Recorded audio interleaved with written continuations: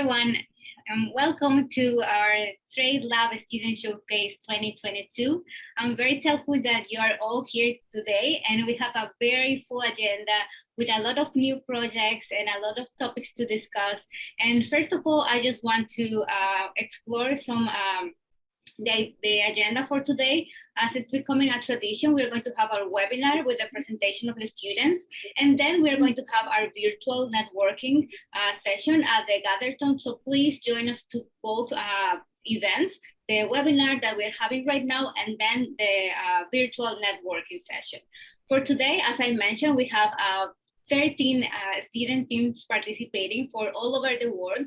We're going to be talking about topics related with trade and gender, trade and environmental issue, the pandemic issue, the WTO, a lot of information. And I'm sure that you're going to have a wonderful time, that we are going to be rethinking and discovering new topics about trade. And I'm very excited about today's agenda. Before starting with the project presentation, I would like to welcome our president of TradeLab, Professor Deborah Steger, she will be giving us some information and introduction.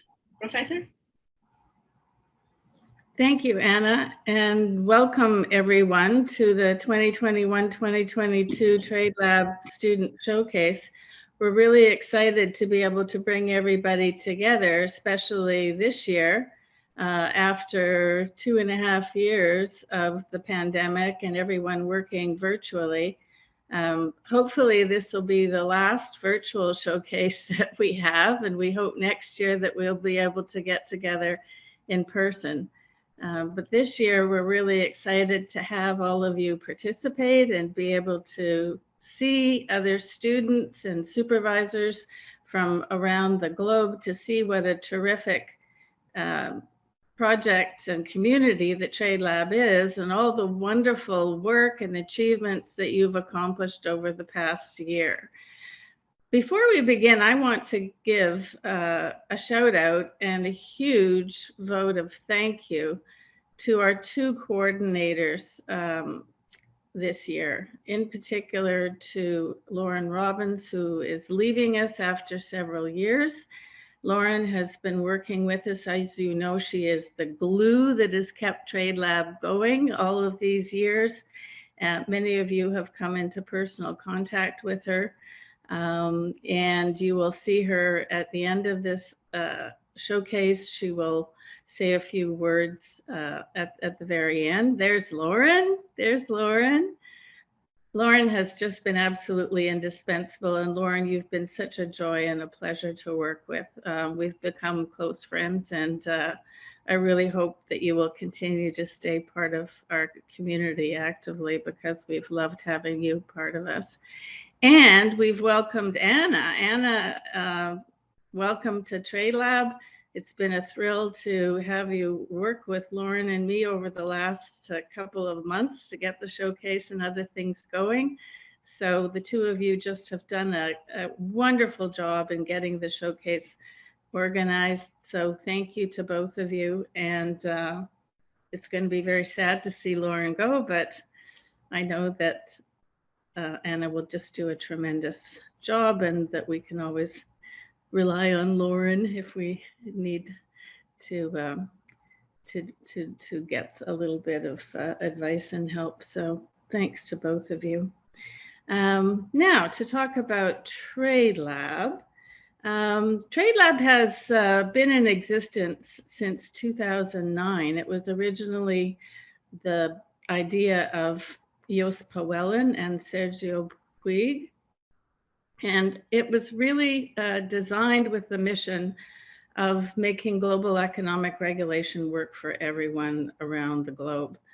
And how? Well, by connecting students and experts to work with developing country governments, with small and medium-sized enterprises, and international organizations and NGOs to build lasting legal capacity.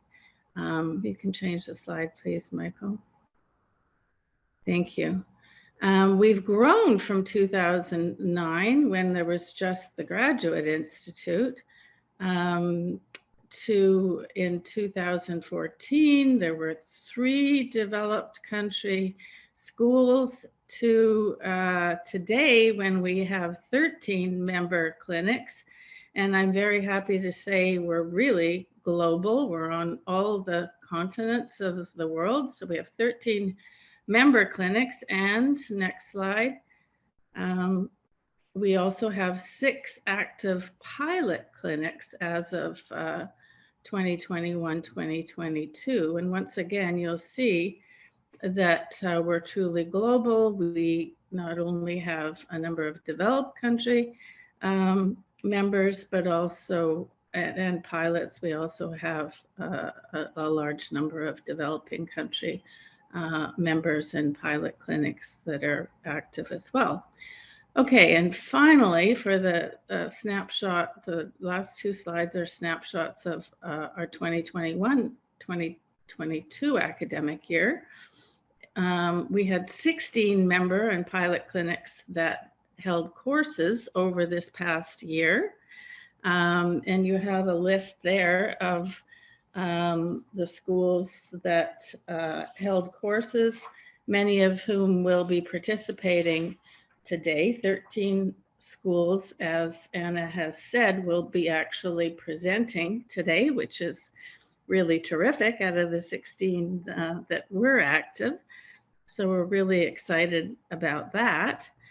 And as you can see, we had a pretty full plate in the fall and also in the spring. And then, of course, some of the schools that have a summer semester also offered courses in the summer semester. Okay, last slide for me. In this past year, we had 40 projects. Of these, 15 were public and the rest were confidential. 151 students participated in our clinics, which is really terrific. This is not quite a record. The year before, we had a few more projects and students, but we're really proud of the fact that since 2009, we've had over 770 students participate and 270 projects have been completed. So we look forward to an even more terrific future with our wonderful community, which is expanding and doing such terrific work around the world. And without further ado, I really think that the rest of the showcase should be to listen to the students and to hear about your terrific work this past year. So Anna, take it away. Thank you so much, Professor Debra. It's very inspiring to realize how much TradeLab has been growing throughout the years. And I think it's because of the hard work of all our academic supervisors that are today here and also our students. So thank you so much for joining us today. And I'm just gonna let the start of the show to start shining. And I'm gonna start with the presentations. So first I'm gonna ask you to watch the following video. It was recorded by a student, James Sanderson, and he will be introducing our clinic in Victoria, University of Wellington. Kia ora, and welcome to our project showcase. My name is James Sanderson, and I'll be introducing our project, Culture and Trade Agreements, a study of the Asia-Pacific region, to you today. The adoption of the 2005 Convention on the Protection and Promotion of the Diversity of Cultural Expressions was a milestone in international cultural policy. Through this convention, the global community formally recognized the dual nature, both culturally and economically, of contemporary cultural expressions produced by artists and cultural professionals. The convention is at the heart of the creative economy. It shapes the design and implementation of policies and measures that support the creation, production, and distribution of cultural goods and services. It also recognizes the sovereign right of those states to adopt such policies and measures in pursuit of their cultural agendas, while also placing substantive obligations on them to promote and protect cultural diversity and expression. These obligations should be reflected not only in those states' domestic policies, but also their international commitments. The classic trade and culture discussion takes place where domestic cultural policy is either discriminatory or presents a barrier to trade, as shown in many WTO disputes. Conversely, our project instead focused on the influence that trade policy has had on cultural diversity and expression, in particular, the extent and manner to which trade agreements and domestic policies have influenced the exchanges of cultural goods and services, as well as the right of states to preserve their cultural diversity. Against this background, this project aims to map out the implementation of international cultural policy in the Asia-Pacific region through comprehensive survey of the free trade agreements concluded since 2005 and the relevant domestic policy. In particular, our project objectives are to 1. Identify the clauses and provisions relating to cultural goods and services in those concluded bilateral and regional trade agreements. 2. Explore the role and influence of those agreements in promoting cultural diversity. And 3. Investigate the parties' domestic measures and policies that are aimed at preserving cultural diversity, with case studies of Australia, Samoa, South Korea, and Indonesia. Thank you for taking the time to listen to our project. I hope you enjoy it. Now, over to Ria.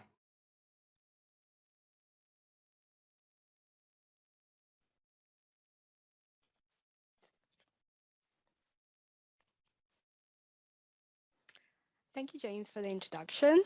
My name is Ria. I'm actually based in Australia, which is why I'm presenting in the middle of the night. My background is in intellectual property management and commercialization. So what I'm going to do is provide you an overview of our study's key findings regarding the protection of culture in Asia-Pacific FTAs. I will then outline our learnings from our case studies about the effectiveness of domestic policies in protecting culture.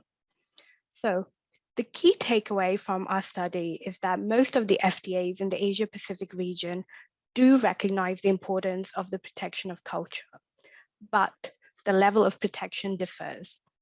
Only one agreement expressly refers to the UNESCO Convention.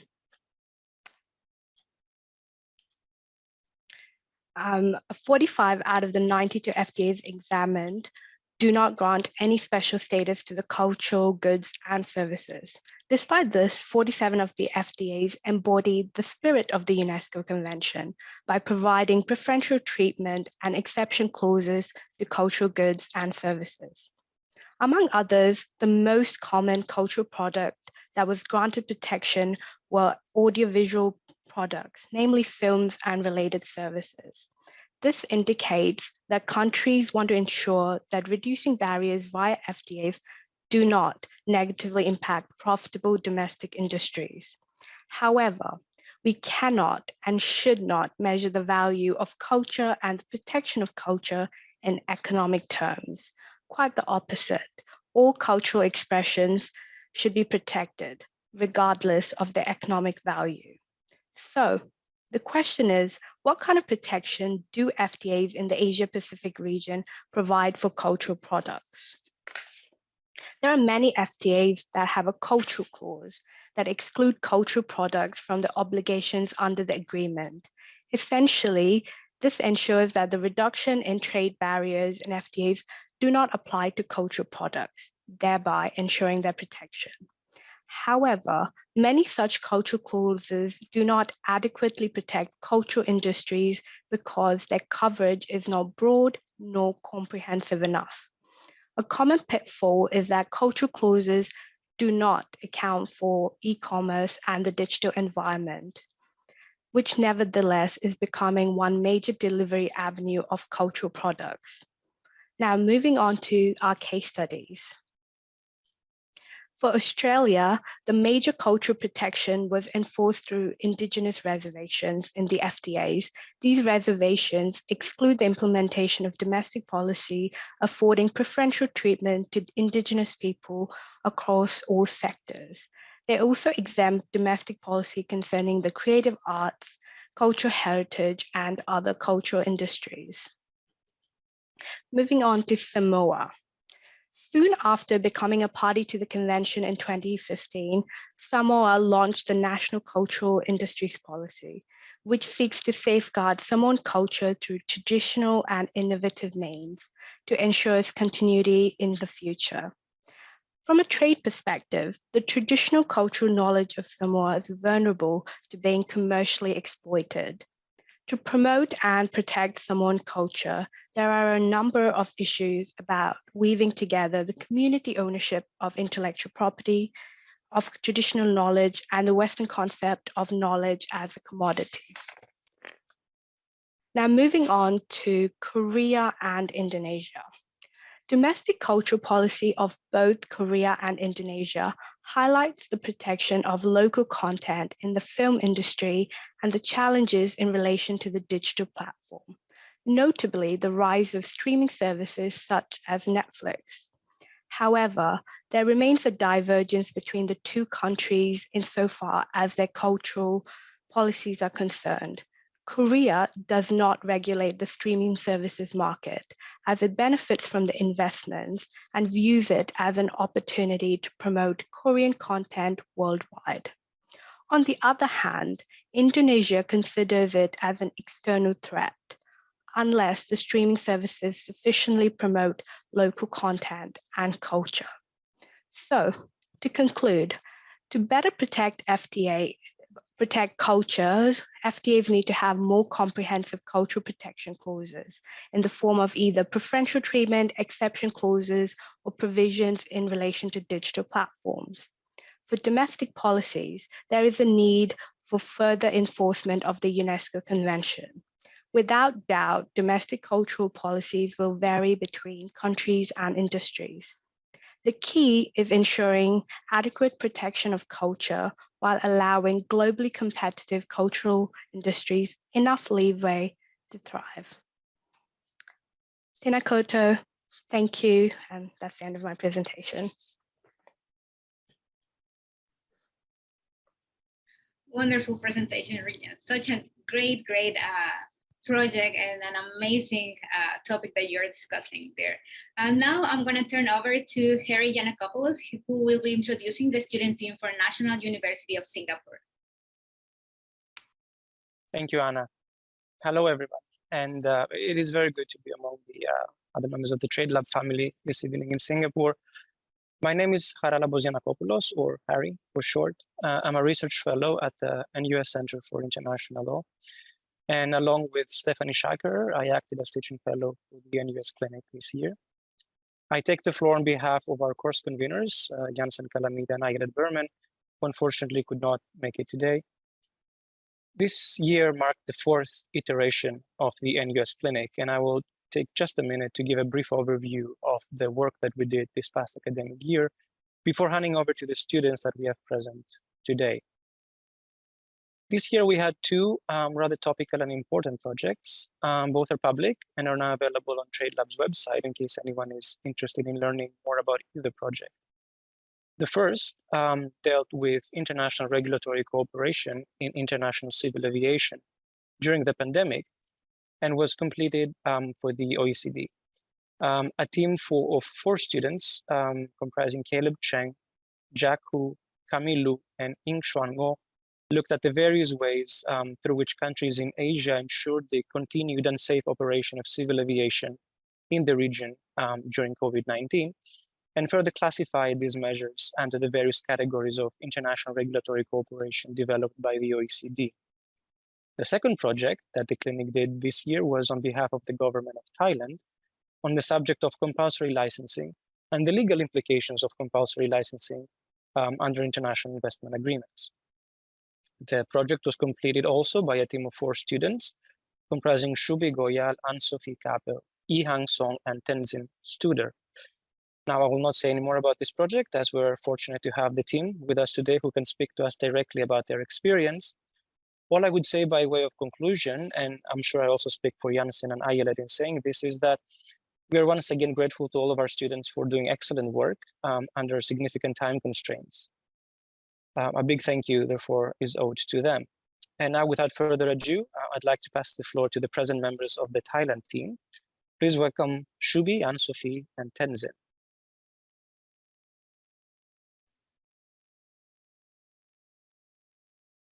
Hi, everyone.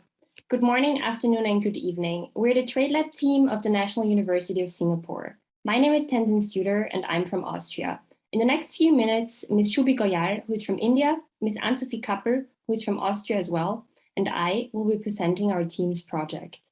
Our presentation today is also on behalf of our fourth team member, Mr. Yihang Song, who is from Singapore and not able to join us today. As already mentioned, the project was conducted for the beneficiary, the Ministry of Foreign Affairs of the Kingdom of Thailand. Our project concerned compulsory licenses and international investment treaties. Specifically, our beneficiary Thailand asked us in a first step to examine the domestic and international compulsory licensing regimes, and in a second step, to assess the legal issues arising from the intersection of international investment law, intellectual property rights, and a sovereign state's right to secure access to essential pharmaceuticals such as vaccines via compulsory licenses.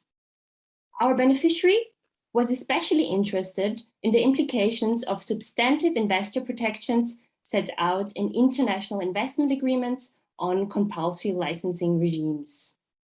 All this against the background of a possible accession of Thailand to the Comprehensive and Progressive Trans-Pacific Partnership, in short, CPTPP. Under the first part of our analysis, we analyzed the treatment of compulsory licenses under both the domestic law of Thailand, specifically the 1979 Patent Act, as well as international agreements such as the Agreement on the Trade-Related Aspects of Intellectual Property Rights, in short, the TRIPS. Subsequently, we looked at the implications that international investment agreements, in short IIAs, might have on the compulsory licensing regime. Applying the Bridgestone Award regarding trademarks by analogy to patents, we assessed that it seems likely that tribunals would conclude that patents qualify as investments within the definition of investment in IIAs and thereby fall under their protection. We also looked at whether the issuance of a compulsory license can infringe the substantive investment agreement protections, such as expropriation, fair and equitable treatment, national treatment, and prohibitions on performance requirements. We found that although the protections granted to investors under IIAs are often very broad, thus far there has been no case in which an investor has claimed that the issuance of a compulsory license infringed the substantive protections set out in IIAs. So still, because compulsory licenses remain an important policy tool for states, and because of concerns that investor claims might arise in the future, modern IIAs like the CPTPP and like the Regional Comprehensive Economic Partnership, in short RCEP, increasingly contain specific provisions curtailing how the treaty's substantive provisions apply to compulsory licenses. For example, the substantive standards of expropriation and prohibitions on performance requirements set out both in the CPTPP and RCEP include specific exemptions regarding compulsory licenses. Moreover, even for treaties without such specific exemptions, we have found that the general exceptions clause can be used to argue the exemption of compulsory licensing from the purview of substantive IIA obligations for purposes of protecting public health. As a result, our project concluded that the provisions of the CPTPP, which are similar to the provisions found in RCEP, a treaty to which Thailand is already a party, reflect state-of-the-art treaty drafting with respect to compulsory licensing and the protection of the state's right to regulate. Taken together, the provisions of the CPTPP provide strong protection from investor claims for states which issue compulsory licenses in accordance with the TRIPS agreement and its intellectual property chapter. Finally, we wanted to thank for the opportunity of having been able to work with the Thai Ministry of Foreign Affairs, who we met with several times. We also want to thank our supervisors, Professor Kalamitsa, Associate Professor Dr. Shachara, and Dr. Yiannakopoulos, who we met on a weekly basis. Furthermore, we had the pleasure of having Dr. Holt from UNCTAD as our mentor, who provided us with valuable insights. And we also benefited greatly from our guest lecturers, such as Professor Dr. Grosse-Rose-Khan and Professor Dr. Ranjan.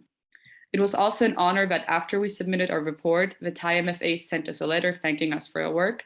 So thank you also very much to TradeLab for giving us this wonderful opportunity, and thank you all for listening. Fantastic. Thank you so much to the National University of Singapore for such a wonderful presentation. And just as Harry said, you can visit our website and review our public projects. I'm sure you will find much more information and to learn more about these magnificent projects. Now it's turned to the clinic at the Center for Trade and Investment Law, and I will invite Rishabh and Meena to please introduce our next team. Thank you, Anna, for inviting me to present the research. Good afternoon, everyone. This is Rishabh Meena, Senior Research Fellow at Center for Trade and Investment Law. I will be representing Center for Trade and Investment Law on behalf of Dr. James Nedumpera and Mr. Satvik Shekhar. First, I would like to introduce our center. So we are a center which advises Government of India on India's foreign trade policy and assist in negotiation of India's free trade agreement and dispute settlement. We have started TradeLab Clinic in the year 2020, and since then we have completed 4 projects, and 3 projects are undergoing for this session, with the objective of imparting clinical legal education in India, specifically in the field of international trade law. CTL conducts TradeLab Clinic across international law schools. One is National Law University, Jodhpur, Gujarat National Law University, and Gujarat Maritime University. And in a hub and spoke model, CTL acts as an intermediary and coordinates with the beneficiary, and these law schools selected to work at the CTIL TradeLab clinics during the course of semester. In the previous session, we have conducted 2 projects. First is on that is going to be the topic of our presentation, that is agriculture trade implication of a member's exit from a customs union. And second was on the use of arbitration as an alternative to appellate body under Article 25 of the DSU. Today's presentation will be made by Bhavnesh Kaur Chabra, Anchit Jasuja, Saloni Shukla, and Manthan Nagpal from Gujarat National Law University. Their presentation will be on the impact of a country's exit from a customs union on commitments under WTO Schedule of Concessions on agriculture goods. With this, I would request the students' presentation to be played. Thank you. Hello everyone. Our team from Gujarat National Law University, India, comprising of Anchit Jasuja, Manthan Nagpal, Saloni Shukla, and myself, worked for the CTIL TradeLab Clinic Fall 2021. Our project was to identify the agricultural trade implications of a member country leaving its customs union.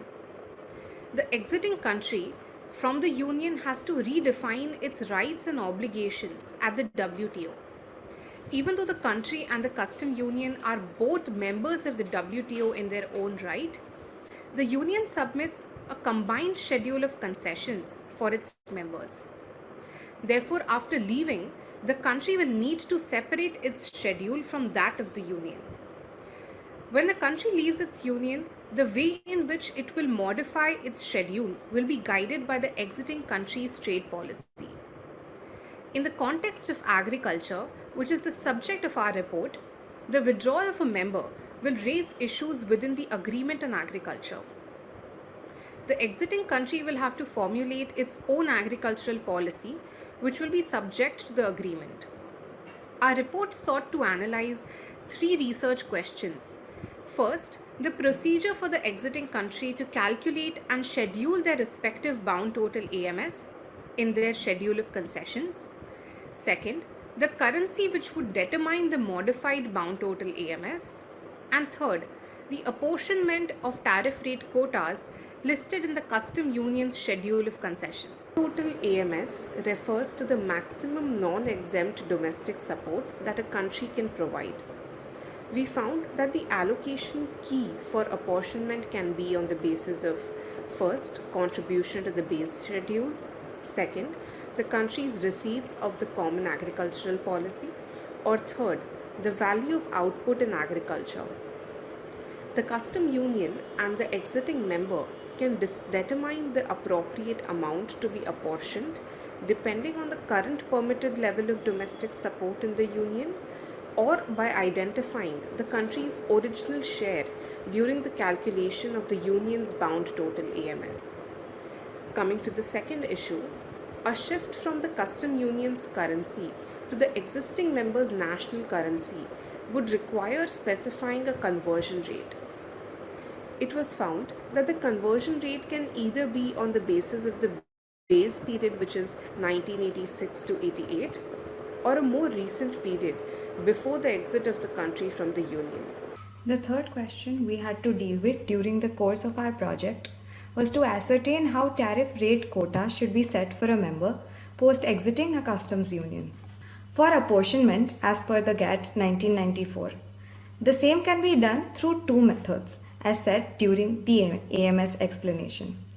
Rectification under the 1980 decision on procedures of modification and rectification of the schedule of concessions, or through Article 28 of GATT 1994 that allows for modification of schedule of concessions. Here, the case of Brexit is instructive. The UK and EU decided to modify their schedule of concessions under the 1980 decision. Further, Brexit in apportionment of TRQs used the market share method, which we too found to be the most relevant in our research. This method requires TRQs to be apportioned commensurate to the market share of specific product categories, as between the exiting country and the customs union.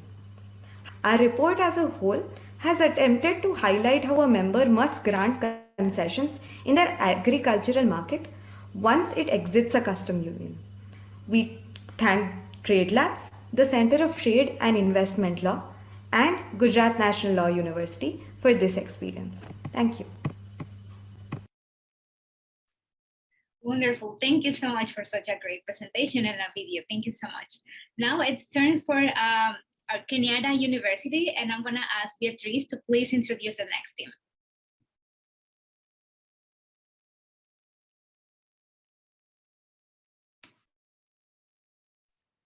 Good afternoon. I am Beatrice Onjiko, and it's a pleasure to introduce the Kenyatta University TradeLab Clinic based in Nairobi, Kenya. I am the clinic coordinator.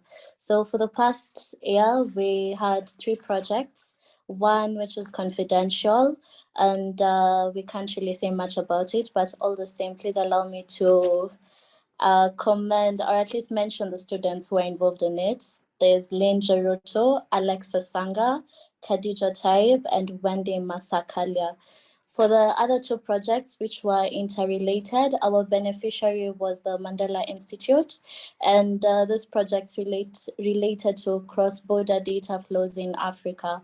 Our beneficiary wants to set up a central repository of African laws which restrict cross-border data flows, data localization.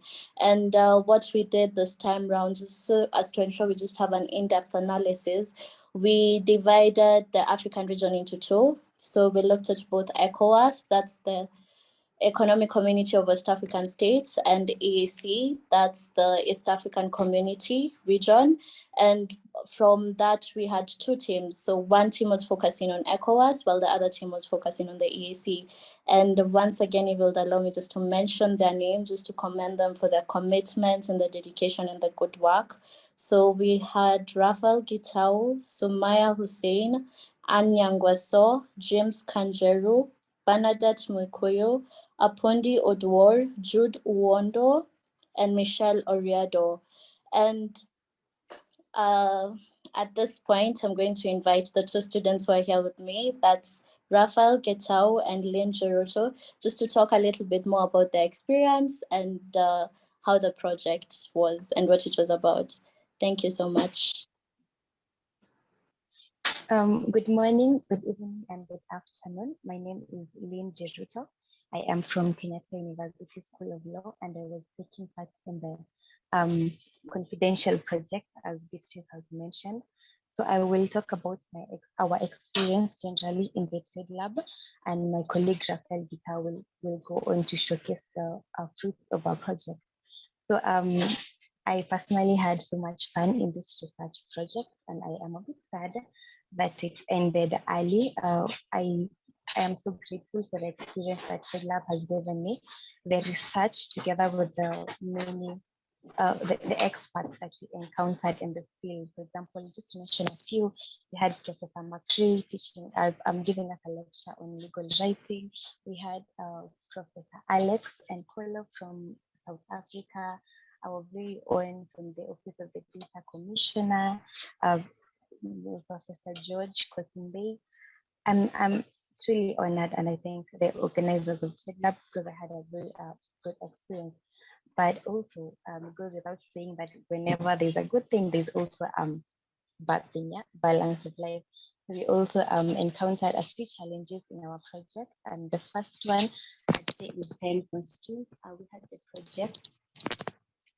My apologies.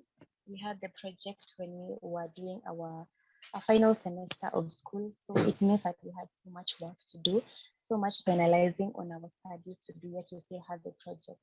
So this translates to fatigue. We had burnout at some point, but we still carried on, and here we are. We finished the project. We also had instances of imposter syndrome. I mean, we were handling big things that we didn't know. We did not have ideas about some things like data localization, cross-border data flows, all of which we have learned at now, and I am grateful. But I also want to thank our mentors. They really did a lot of work in encouraging us, in pushing us, in sending us material to read, in encouraging us, meeting with us. I am truly grateful for the experience that TradeLab has given myself and my teammates.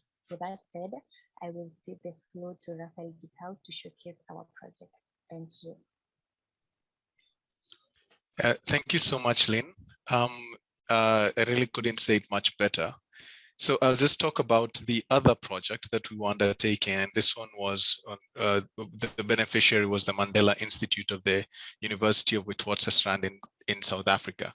So generally what the project was about was to analyze the regulations that relate to the transfer of data across African countries within the East African community and the economic community of West African states.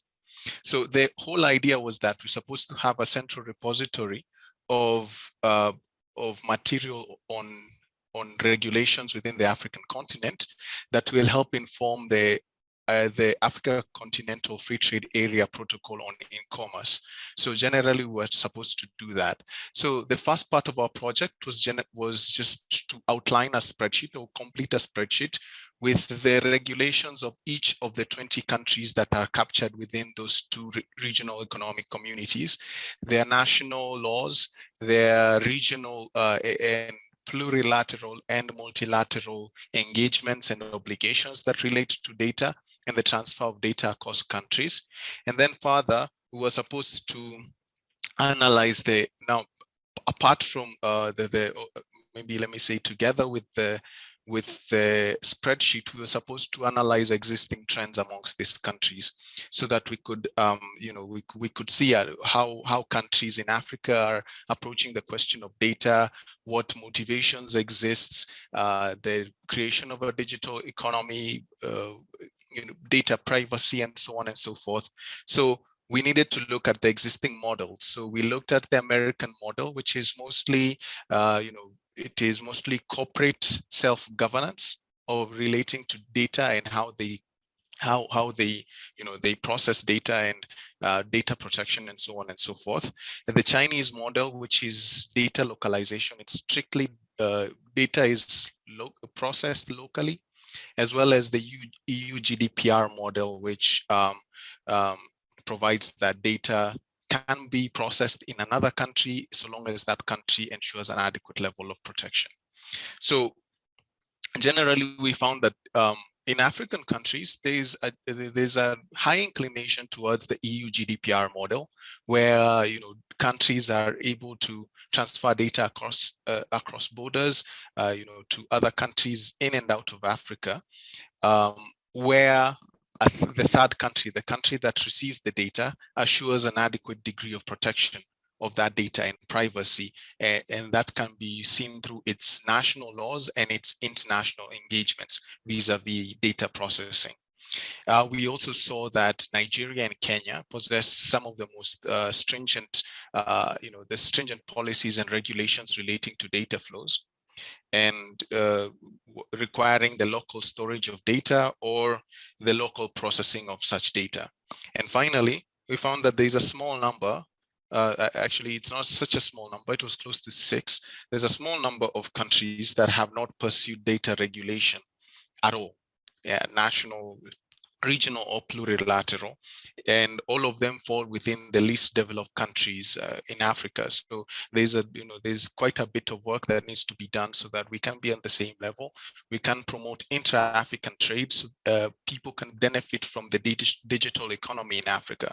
And most of those recommendations we've put in a policy brief and a research memorandum that we've attached alongside the spreadsheet. So thank you so much, or if I would say in Swahili, asante sana, and that's Kenyatta University. Thank you.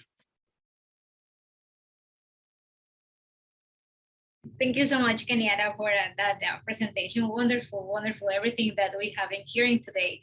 And now it's time for our youngest member of this TradeLab family, Bocconi University, who recently joined.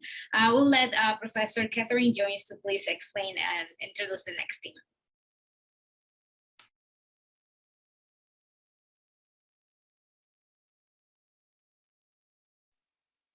Okay, thank you for such a nice welcome.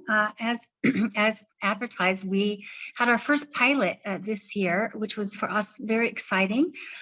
We had actually 2 projects, and before I turn to the one that is the basis for the presentation today, I will briefly mention the other one that we were working on, which ironically, I guess, is also in Kenya. We worked with the Nairobi International Arbitration Center, advising them on the sort of status and nature of regulation of third-party funding in international arbitration around the world, and particularly how it might impact international arbitration and the legal system in Kenya.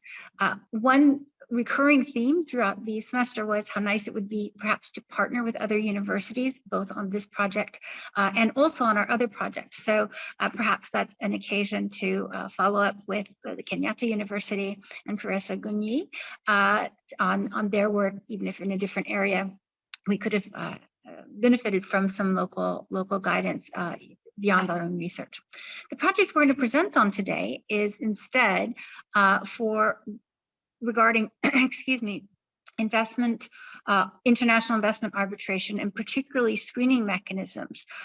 These are policy. There's a policy objective in the European Union to ensure that incoming foreign direct investment complies with minimum standards of public policy, national security, and it is one of the, I think, hottest topics right now in investment arbitration. At least that's what we're told by our beneficiary.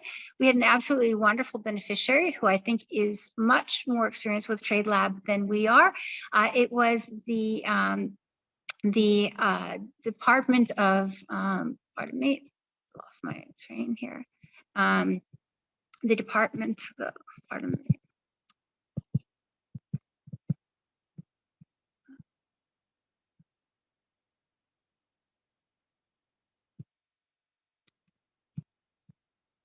Okay. Pardon. Okay, so our beneficiary, our principal contact at the beneficiary was Samira Suleimanovic, who was the head of the Bilateral Trade Relations and Ministry of Foreign Trade and Economic Relations of Bosnia-Herzegovina.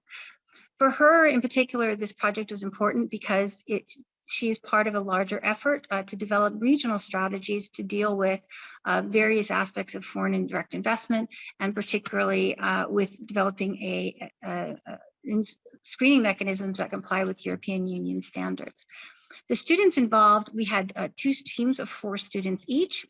The students, we each presented in both our projects extensive white papers that involved both analysis on the background and the legal context in both Bosnia and as well in Kenya, a survey of different countries, which I think was particularly useful, and what their current state of regulation were, and then a PowerPoint project presented to each of the 2.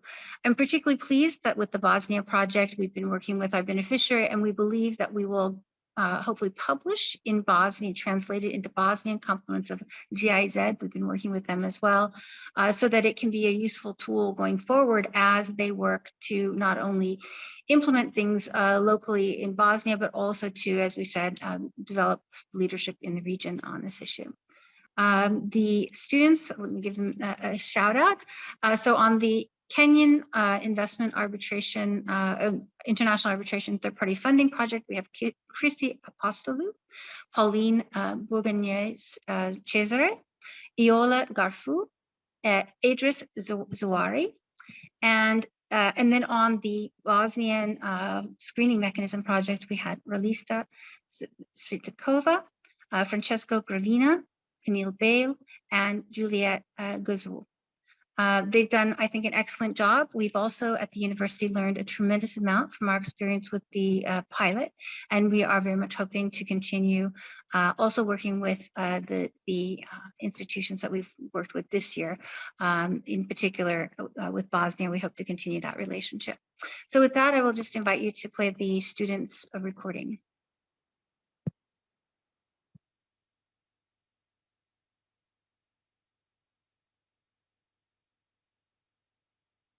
Hello everyone, my name is Eva, and I'm here today to present you on behalf of Bocconi Law School, the new project that has been taking place in the last 6 months, the new legal clinic set up by the NGO TradeLab. My team consisted of 4 members, Ralitza Zvekova, Juliette Gassoul, and me, all students at the LLM European Business and Social Law at Bocconi, and also Francesco Gravina, student in Master of Art in Law at Bocconi University. We had the chance to join the legal clinic of the University of Bocconi, coordinated by Professor Rogers. This legal clinic was made possible thanks to TradeLab. This year, our team dealt with more than actual subject, the foreign direct investment, and also the mechanism of filtering these investments. We have managed through these 6 months of work to come up with a final draft and document with recommendations to address the challenges concerning screening mechanism about foreign direct investments. This report was prepared for the Ministry of Foreign Affairs, Trade and Economic Development of Bosnia and Herzegovina, based on independent researches and also continuous consultations with Mrs. Samira Sulejmanovic, representative of Bosnia and Herzegovina. So a screening mechanism, also defined as an investment screening, refers to a procedure allowing a state to assess, investigate, authorize, condition, prohibit, or even wind foreign direct investments based on a range of security and also public policy criteria. Despite the importance of FDI, countries cannot accept FDI irrespective of certain minimal national security and also public policy concerns. And in order to coordinate this monitoring, the EU has set up the FDI screening regulation, also called the Regulation 2019-452. The department in each member state is responsible for implementing the EU regulation, establishing a framework for screening foreign direct investment in the Union. And the foreign direct investment screening mechanism will also act as a national concern and a contract point for cooperation and also hierarchy with the European Commission and other EU member states on investment screening. But however, Bosnia is not part of the European Union yet and cannot benefit from the tools put in place by the Union. So we have thought and analyzed a new means of filtering these direct investments to bring Bosnia into line with the European Union, but also to unify this system, which is complicated in a country where 3 entities have a real and strong power. Hello everybody, I'm Francesco Ravina, student of the Master of Arts in Law at Bocconi and member of the TradeLab Clinic assisting the Ministry of Foreign Trade and Economic Relations of Bosnia and Herzegovina. As my colleague Camille said, after analyzing the EU framework on screening mechanism, which is a constraint on member state screening FDI, We presented the screening mechanism legislation of 4 EU countries and 1 non-EU country: Germany, Italy, Czech Republic, Slovakia, and South Korea. Our choice was guided by 4 principles: similarity in the institutional structure, in history, size, and administrative challenges, and openness towards FDI. Therefore, each one of them could be a good example with due adjustments. For setting up a screening mechanism that at the same time respects EU law, the Bosnia-Herzegovina constitution, its administrative capabilities, and is not excessively close towards FDI. In conclusion of this analysis, the team recommended some actions, in particular to comply with EU law, especially Regulation 452, and the guarantees for foreign direct investors that flow therefrom. In addition, the team believed that it would be fruitful to establish an ombudsman. Refer to the investment policy framework for sustainable development for the negotiation of BITs, clarify VAT provisions related to VAT refund, and abolish tax on export, which export more than 30%. Thank you for your attention. Thank you so much, Bocconi University team. And also thank you, Professor Catherine. Actually, cross-collaboration clinic is something that we're looking forward to pursue in the next, in this year, academic year. So I hope that students and academic supervisors can have further collaboration between yourself. So from the youngest, we're going now to the oldest clinic, and it's time for the Graduate Institute. And I'm gonna ask Professor Colette van der Ven and Scott Anderson to please introduce our next team. Hi, everyone. My name is Colette van der Ven, and I had the pleasure of co-teaching the Graduate Institute's TradeLab Clinic this year together with Scott Anderson. And before Scott is going to introduce the project that we selected to present today, I want to give a very quick overview of the many great projects we had. We really had a hard time choosing one because we enjoyed so many different ones. And we had 6 groups of students this year working on 6 different projects, including for the WTO Trade and Environment Directorate on climate change and trade. We had a project for the ILO on what can be learned from labor provisions in RTAs for environmental provisions and kind of the cross element there. We had one confidential project for a Southeast Asian country looking at implications of the agreement on agriculture now that that country loses LDC, least developed country status. We had one other confidential project for an African country, advising them on what provisions to include in on investment as they are embarking on a FTA negotiation with a developed country. And then finally, we also had a project looking into how HS codes can be amended to better reflect plastic waste and variety therein. So we had a really great time. And without further ado, I'm going to pass it over to Scott, who will introduce one other project that we selected to present today.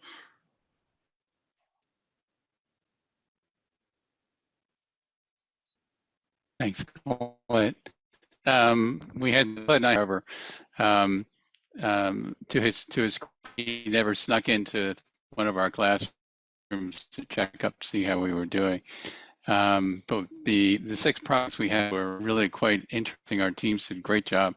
The focus on is I'll just read it to you. The title sort of says it all. It says developing guidelines to facilitate the optimization of alternative dispute resolution provisions in the African Continental Free Trade Area. That's the AFCFTA. What are those alternative dispute resolution vehicles? Those are mediation, conciliation, offices. They ask, the AFCA protocol has a very detailed analysis of formal dispute settlement, just like the WTO. And similar to the WTO, it has very minimal provisions with respect to alternative dispute resolution vehicles. The reason that this project was instituted was that in the WTO, African countries have not used the WTO formal dispute settlement mechanism.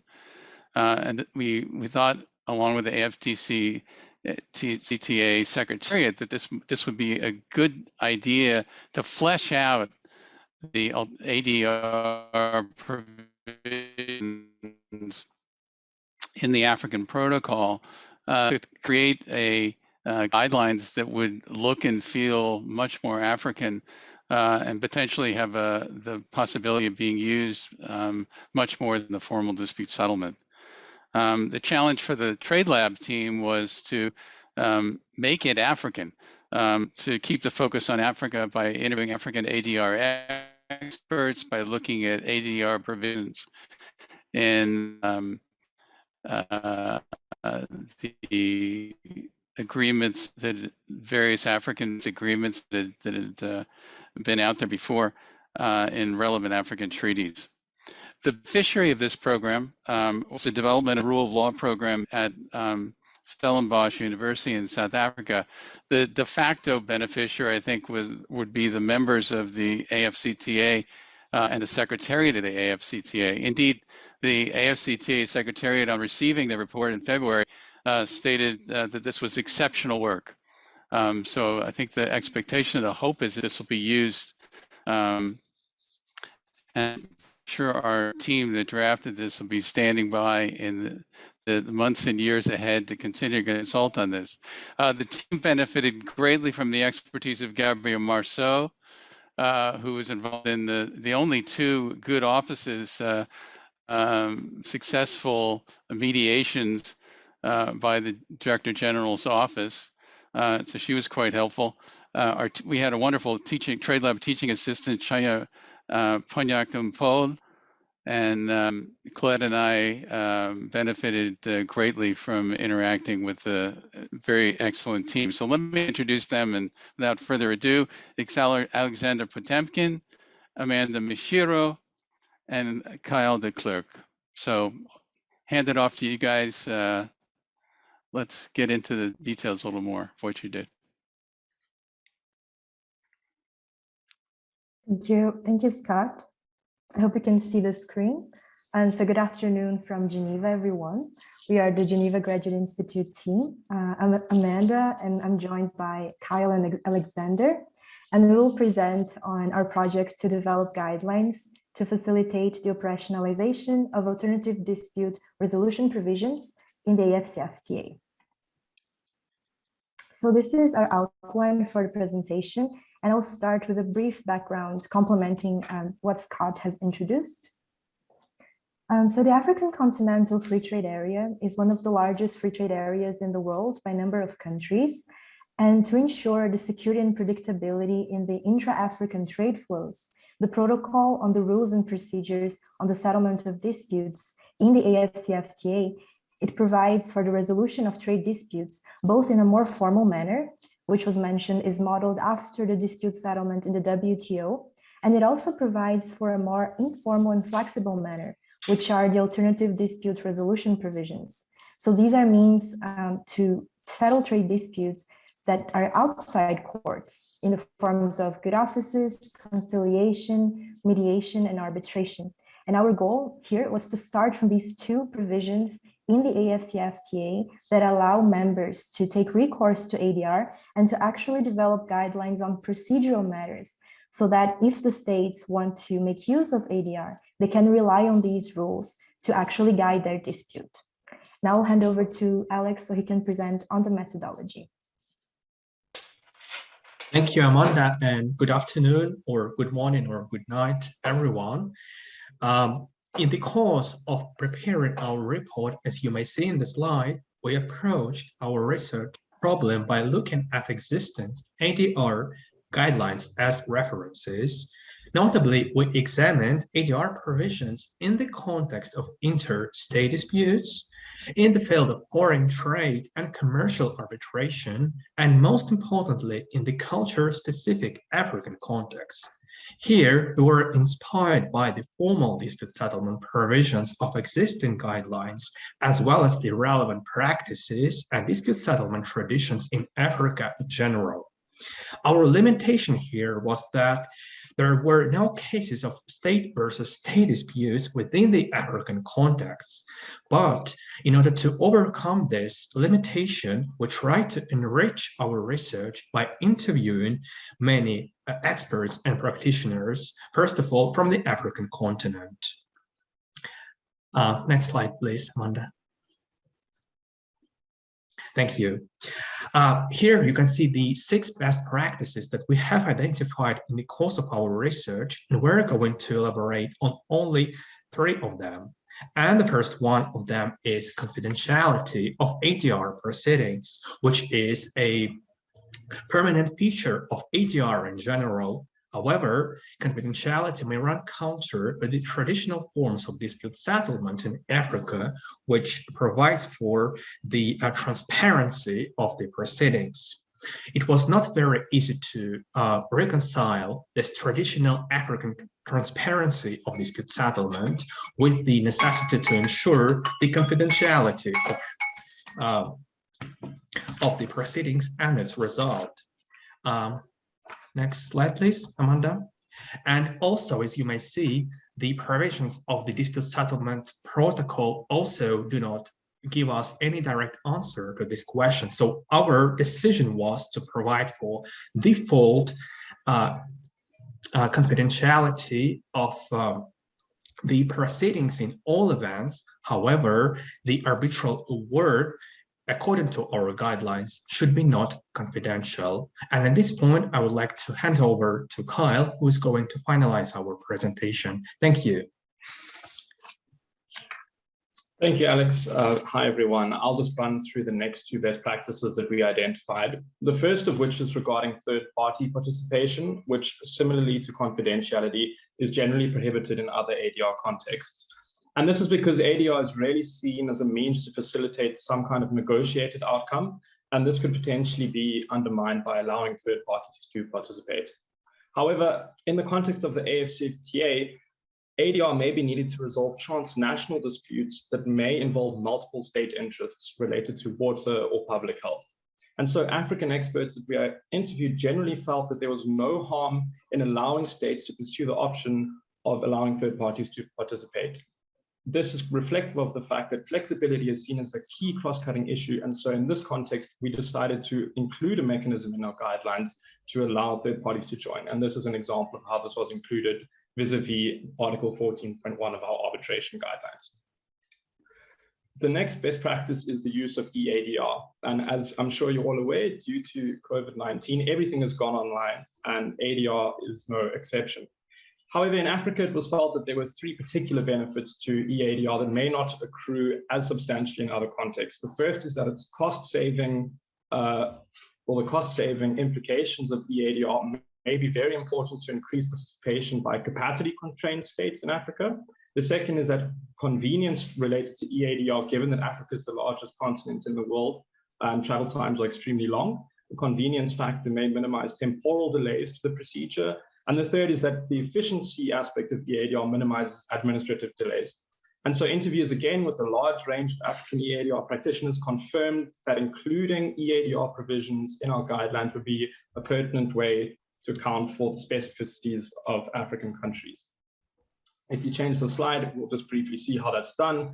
Here, in the context of good offices, we included a provision saying that if states choose and if there's mutual consent, then EADR procedures may be used.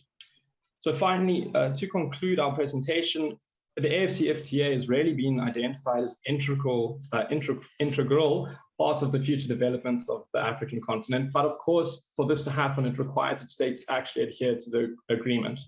And adherence requires enforceability. And given the reticence of African countries to formal dispute resolution procedures, as Amanda discussed, ADR has particular importance in the African context. And as Scott mentioned, in developing these guidelines, we really tried to make sure they were contextually sensitive as possible. They were mostly inspired by African case studies and were really informed throughout by interviews with a large variety of African ADR professionals. So to conclude, I'd just like to thank our supervisors, Scott and Colette, particularly Scott, who spent an inordinate amount of time poring over several drafts with a very aggressive red pen, but to which we really benefited. So thanks, Scott, and thanks, everyone.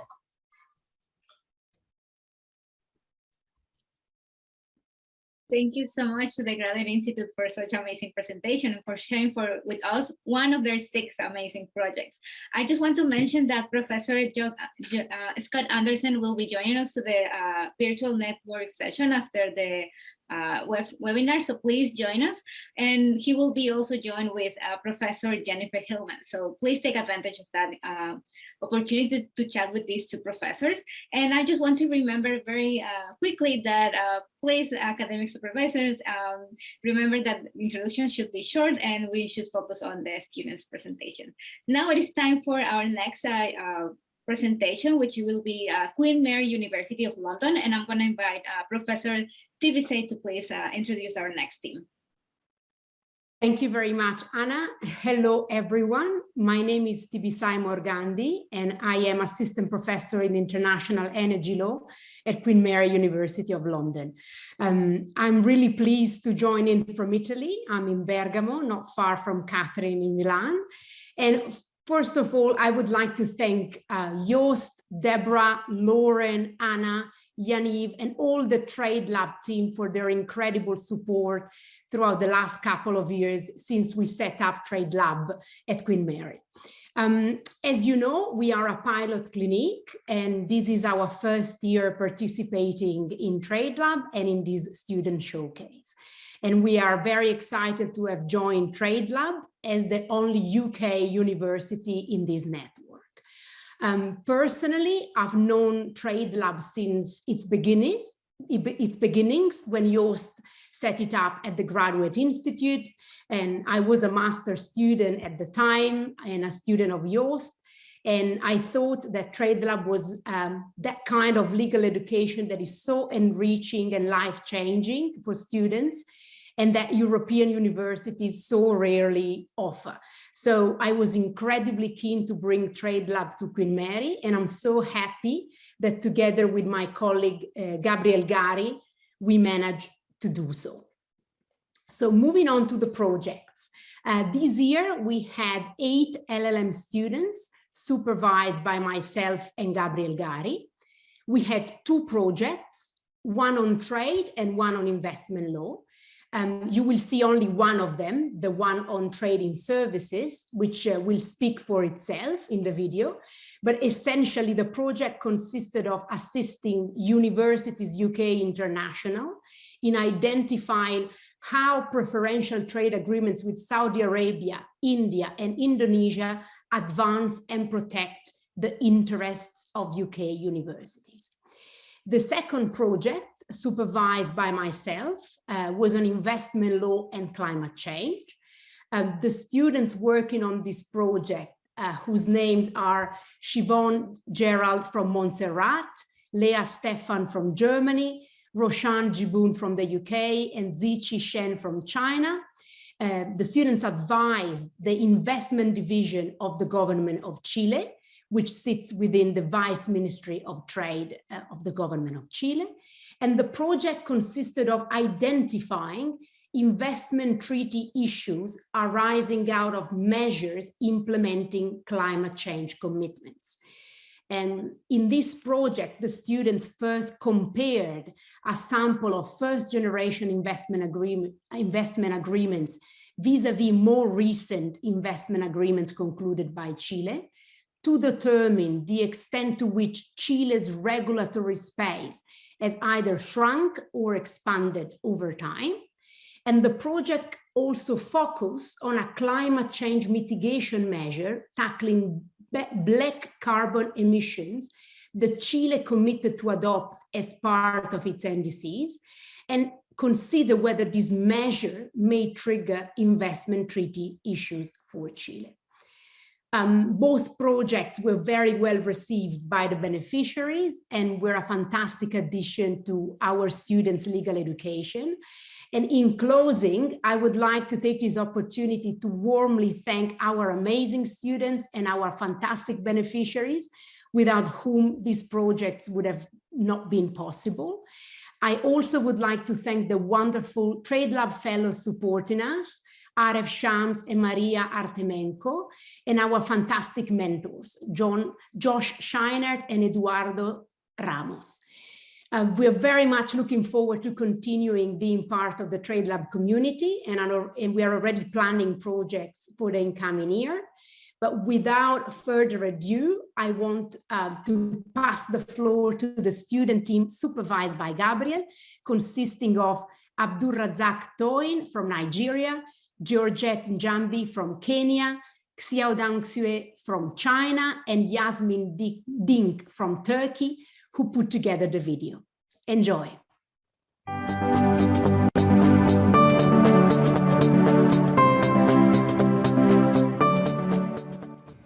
Hello everyone, welcome to QMUL's show in London.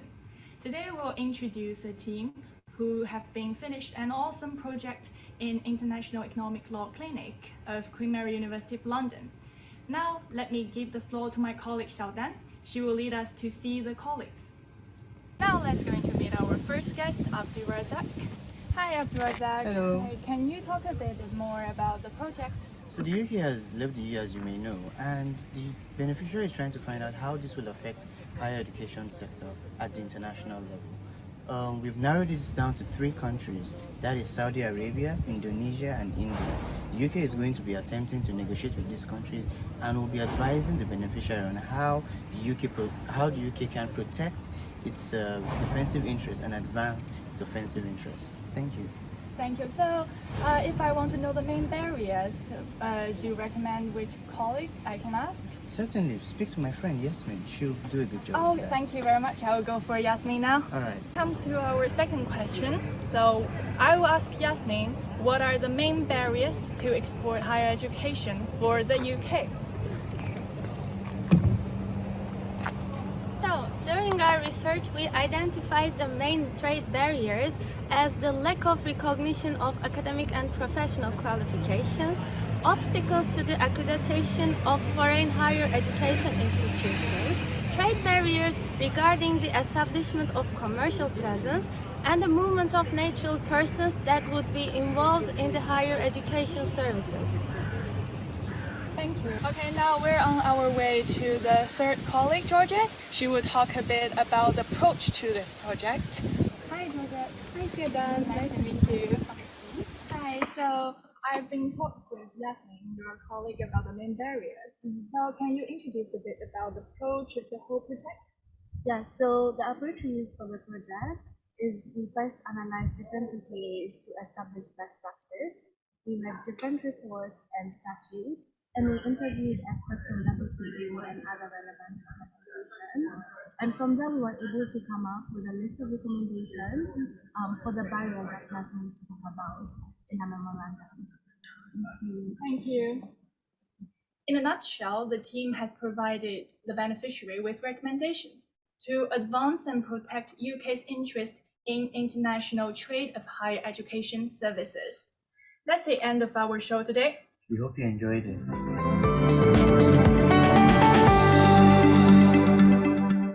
Thank you so much, Professor Tibisay, for such kind words, and thank you for sharing with us this video. I felt like walking around London, and although I wish I were with you and Professor Catherine in Italy. But anyways, it's time for our next team, and it's time for the University of Sao Paulo, and I'm gonna ask Professor Sperano to please introduce our next team. Thank you very much, Anna. Hello, everyone. My name is Lucas Padano, and I have the pleasure to introduce the TradeLab Pilot Clinic at the University of São Paulo. I am one of the supervisors of the clinic, together with Luis Eduardo Salles and Professor Alberto do Amaral Jr. Our clinic is offered as a course within the postgraduate program in law of the University of São Paulo's Faculty of Law. As far as we know, it is the only international law clinic offered in Brazil, so we truly appreciate the opportunity to be part of the TradeLab network and offer that valuable experience to our students. So far, our clinic has been held fully online. That is challenging on the one hand because many aspects of in-person contact cannot be replaced, but on the other hand, the online sessions easily allow the participations of students based in different regions of Brazil, so we can be more inclusive. and as well as of guest speakers based in different places, such as Paris, Geneva, Ottawa, and others. And we are really thankful to all of those that have been contributing to our clinic. This year, we offered the TradeLab pilot clinic for the second time. We had 2 projects, both are public, and the reports will be available on the TradeLab website soon, as we just had our handover session with their final presentation yesterday evening. One of the projects concerns the European Union's proposed regulation on deforestation-free products and its potential impacts for Brazilian producers. The project was developed for our beneficiary Two Sides Brazil, a nonprofit organization that promotes the sustainability of the pulp and paper supply chain. And another project involves a legal analysis of the 2 OECD recommendations on gender equality in the light of Brazil's ongoing negotiations to accede to the organization. The beneficiary of this project is Women Inside Trade, a nonprofit organization that is increasingly important in Brazil and works to empower women in the international trade community. We had 6 students working on this project, Ana Carolina Gurgel, Gabriel dos Santos, Isabelle Guerro, João Vitor Salani, Maria Nogueira, and Pedro de Oliveira. They have recorded a video for our event today, which we will see now. So thank you all and have a good day. Hi everyone, my name is Isabelle Guerro, and today I'm joining my colleagues Gabriel and Pedro to represent our group in a brief overview about the project we are responsible for in the TradeLab, an international law clinic at the University of São Paulo, USP. Throughout the last 4 months, we worked in a memorandum containing a legal analysis of the OECD recommendations on gender equality and the implications for Brazil's accession process.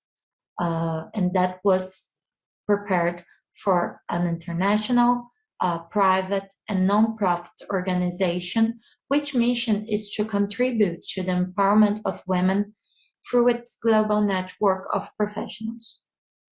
Although this project is confidential, we hope that we can share a general idea about the memorandum, the challenges that we faced, and what was our goal with this project.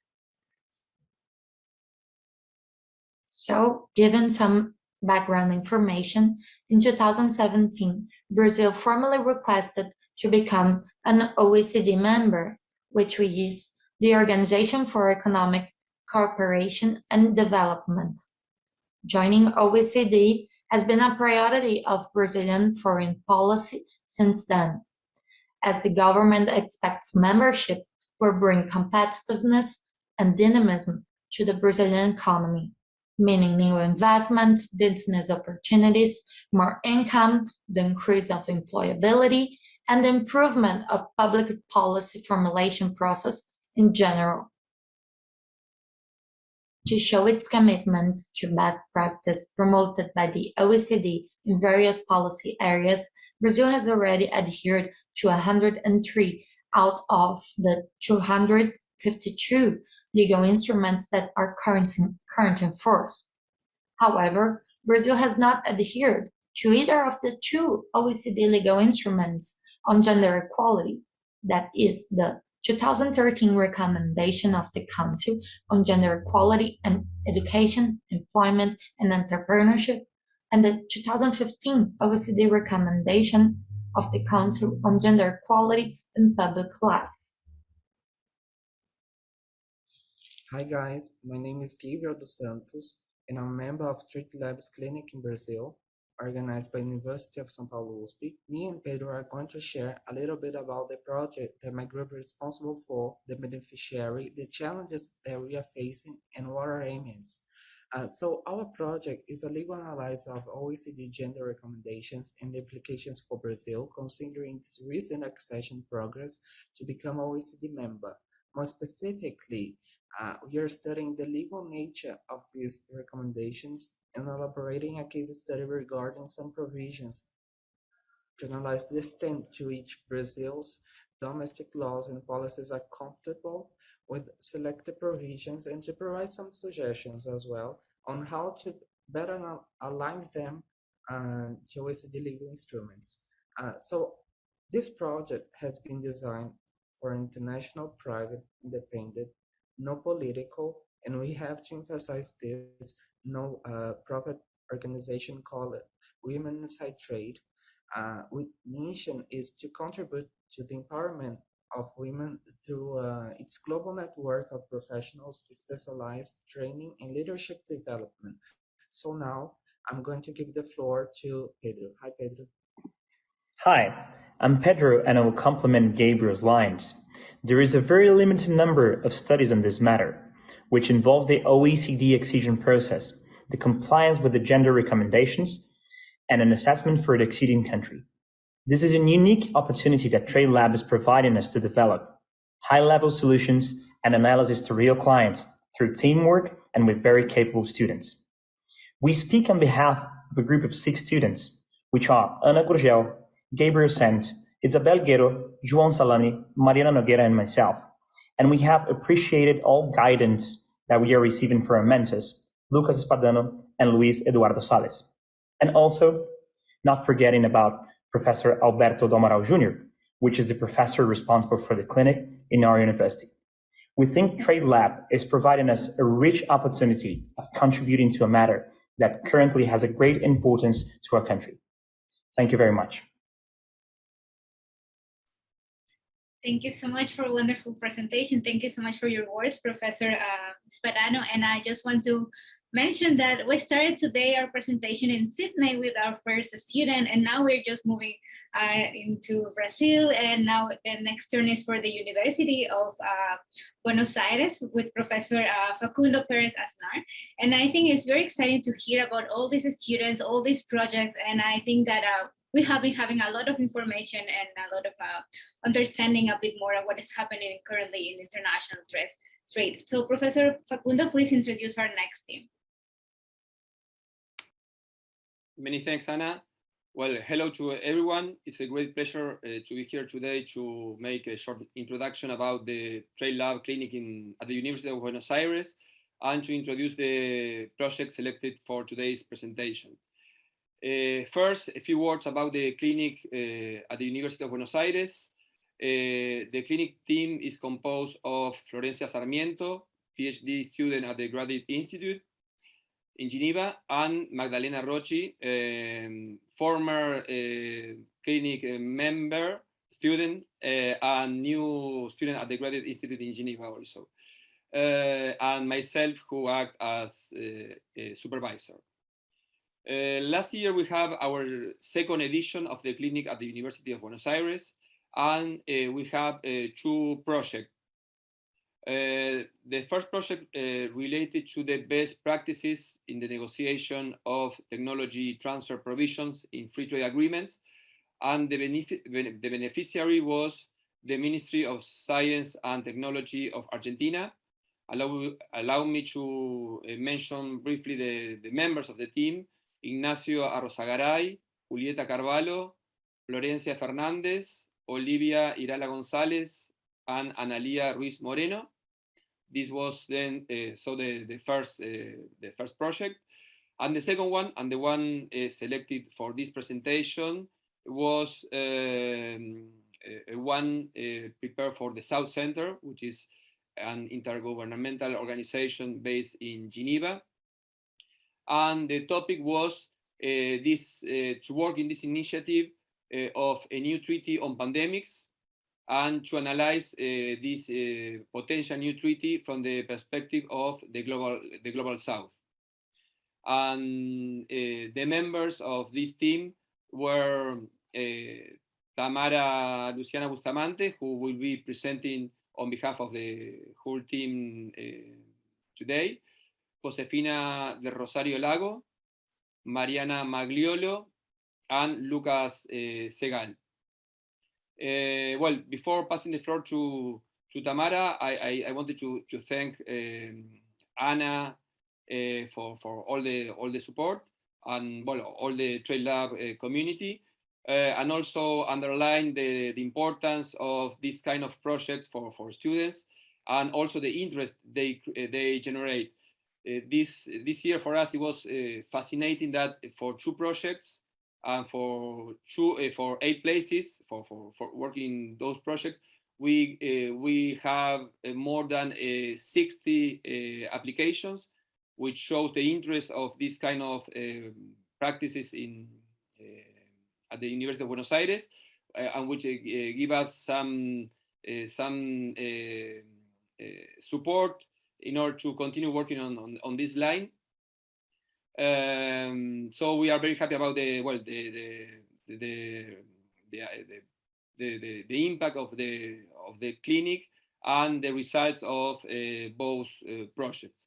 So now I will pass the floor to Tamara to tell us a bit more about this project on the Treaty on Pandemics.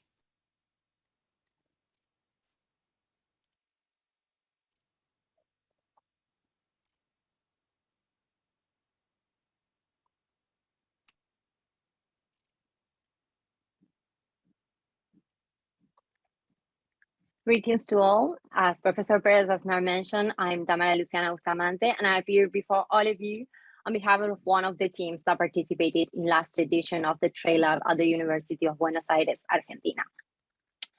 A team was assigned to hold an investigation regarding the scope, modality, and content of a pandemic treaty by the South Center, as also Professor Perez Aznar mentioned, an intergovernmental organization of developing countries whose objective is to promote their common interest in the international arena. To begin with, 2 circumstantial aspects should be noted. First, nearly 2 years after the COVID-19 pandemic and the exposure of the general fragility and asymmetries of the international health system, there was an undisputed urgent need to improve the global response in such context. And second, and in that same line, this pandemic also shed light on the fact that not all the countries around the globe are able to face the outbreak of a disease and its consequences in equal terms. A compelling example of this is the resulting devastating effects, social and economic effects, in the global South. Based on this context, we started our research by dealing with the institutional and normative structure to govern preparedness and response mechanisms to future pandemics.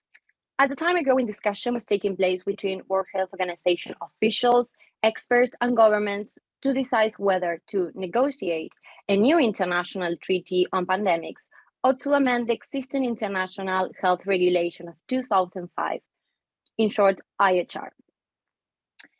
Thereupon, given the several deficiencies of the IHR during the COVID-19 pandemic, we decided to argue what reforms may be primarily implemented through the adoption of a new convention, a new international convention, under the terms of Article 19 of the Constitution of the World Health Organization. In view of the difficulties that negotiations on a possible new treaty will pose for the states of the Global South and their special need, our investigation aimed to contribute by studying certain key issues in that matter. First, the World Health Organization authority in a pandemic. Second, compliance mechanisms and a dispute settlement system. Third, access and benefit sharing of pathogens and genetic sequence data. 4, supply and equitable access to medical products and other technology. 5, multilateral governance to ensure equitable distribution of vaccines. And 6, equitable standards to address the liability limitation of vaccine manufacturers. The selected key issues, which are not exhaustive, were addressed through 4 cross-cutting questions. First, why is the issue relevant for the Global South? Second, where is it currently regulated? Third, what are the problems it entails? And 4, how could a new instrument address it? As a result, by considering the special features of the Global South, including its pre-existent differential needs and weaknesses in social and health infrastructure, the economic dependence of most of the countries on commodity exports, even including the lessons learned by the COVID-19 pandemic, we were able to identify 6 conditional issues that should not be disregarded in the negotiation and adoption of a pandemic treaty in the best interest of the Global South. Even more, we concluded that these issues are decisive in order to overcome the current deficiencies of the global health system in event of a public health emergency of international concern such severe as a pandemic. Finally, we would like to remark the valuable contribution of this project of the TradeLab, since as we have been informed by the beneficiary, the South Center, our research actually served a useful purpose to several authorities during the World Health Assembly.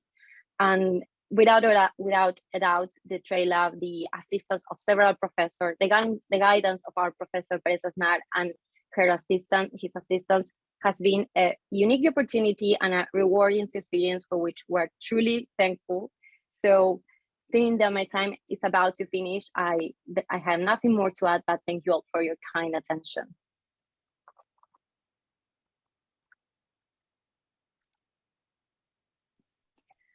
Gracias, Professor Facun and Tamara, for such a wonderful presentation and your kind words. Now it's time for our next student team from the Georgetown University Law Center. Please, Professor Catherine, can you introduce our next team? Absolutely. It's my pleasure, and greetings from Georgetown Law School, where I'm a professor and I'm also the faculty co-director with Professor Jennifer Hillman, whom you will be hearing from in a bit, of a new Center on Inclusive Trade and Development. I just want to say first how wonderful it is to be part of TradeLab, which we have been part of for a number of years, although we did really miss having Joost as a co-professor this year. And it's just been amazing to hear about all of these incredible projects. So I look forward to following up with some of you and to further opportunities to highlight your incredible work. We had 4 projects in our practicum this year. I'll just briefly mention them and then I'll introduce the project we're going to be hearing about today. One was with the International Folk Art Market, and it was a project to draft a handbook and develop teaching materials for small scale artists bringing artwork to the United States. Another was with one of our other centers here at Georgetown, Corolla, and with the Shurdath Rampal Center for International Trade Law Policy and Services with Dr. Genevieve Remy. That one was focused on ISDS reform and UNCITRAL Working Group 3 and what CARICOM and CARICOM countries should be advocating for in this context. And then we had 2 projects with the United Nations Economic and Social Commission for Asia and the Pacific. And I'll briefly talk about that project overall and then hand over to the team to talk about the chapter on labor for an upcoming handbook. We also did a chapter on environment. But this is part of a larger project that we have with UNSCAP through our new center. And it really centers on how to assist trade negotiators in identifying, comparing, and considering options for negotiating regional trade agreements. There's another handbook that was developed under this project focused on pandemic and crisis, and now a new handbook that's going to be forthcoming on trade and sustainable development. So this chapter on labor will feed into that. And the reason that it's confidential still is that that handbook is still under development. So once the handbook gets released, the students' work will come out in this larger context. This project will also involve an online platform for trade negotiators. So more on that to come later, but I just want to say a few things really briefly before I turn to the student team. And that's that this handbook is really designed to share options with negotiators, not just from current regional trade agreements, but sometimes model provisions that could be considered where RTAs don't cover important issues. And these handbooks and the one that the students worked on, they're very global in scope. So they don't just highlight the most common provisions in regional trade agreements, but we also really sought out innovative models, particularly from the Global South, and provisions that balance trade disciplines with policy space and flexibility. And so I'm going to just, with that, turn to the team. We had 4 students working on this team, and 2 of them will be presenting today. Hamza Fayed, I'll turn to Hamza first, Emily Greenaway, Allison Redding, and Deborah Adebayo. And so with that, I'm really excited to turn over to you, Hamza, to hear more about the project. And we're really glad that you and Emily could be with us today. Thank you, Professor Kuhlman. I appreciate that.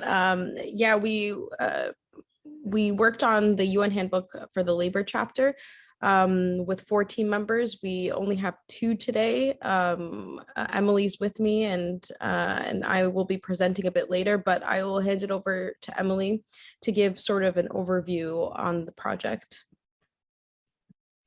Hi everyone, my name is Emily, and I'll quickly present you with an overview of our project before handing it over to Hamza for some of our experiences on this project and specifically working with the UN. So as Professor Coleman said, we worked on a chapter for UN handbook on labor. And it kind of started with labor in times of crisis of pandemic, but now we are looking at a new handbook where it would be a little broader in sustainable development. Now, this chapter tries to provide trade negotiators with options to include in future trade agreements on labor. And it is similar to the other handbook or the other chapters in that we are really trying to take a global approach with this. We're not just looking at the US or EU perspective, but we're trying to look at different contexts around the world and how labor has been included in trade agreements around the world. And that is also reflected in the options we chose to include in our chapter. Now, where this chapter is a little different from the others, and I guess where trade and labor is different from other trade topics, is that there's not really a multilateral framework. There's no international baseline, international obligation that has to be followed. So therefore, instead of using the baseline plus approach, we went for options. Now, before going into kind of the structure of our projects, I'll briefly talk about 2 of the contextual underpinnings for this project. And the first one is still the COVID-19 pandemic. We've seen that the pandemic had a tremendous impact on workers, and especially on vulnerable workers. Think of women, migrant workers, and low-income workers as well. So what we've tried to do with this handbook is see how trade and trade agreements can be used to build their resilience. And then a second aspect is that we've seen that there is momentum for trade and labor. It is something that is getting considerable political attention, and that can also be witnessed from the growing inclusion of labor provisions in trade agreements. Currently, about 1/3 of free trade agreements in force have labor provisions, and as you can see from the chart, that number has been growing exponentially. Now, that said, there is a lot of variety in the kind of provisions that are included in those labor agreements. Next slide, please. So these numbers, just for clarity, are out of the agreements that contain labor provisions. But what we've seen from this is that sometimes it's a little more difficult to have provisions that commit to international standards. As you can see, that the ones that have more to do with the domestic level, like non-derogation provisions, appear to be more common in trade agreements. So that brings us to the overview of our chapter. And what we've done is we've identified 5 key areas for trade and labor.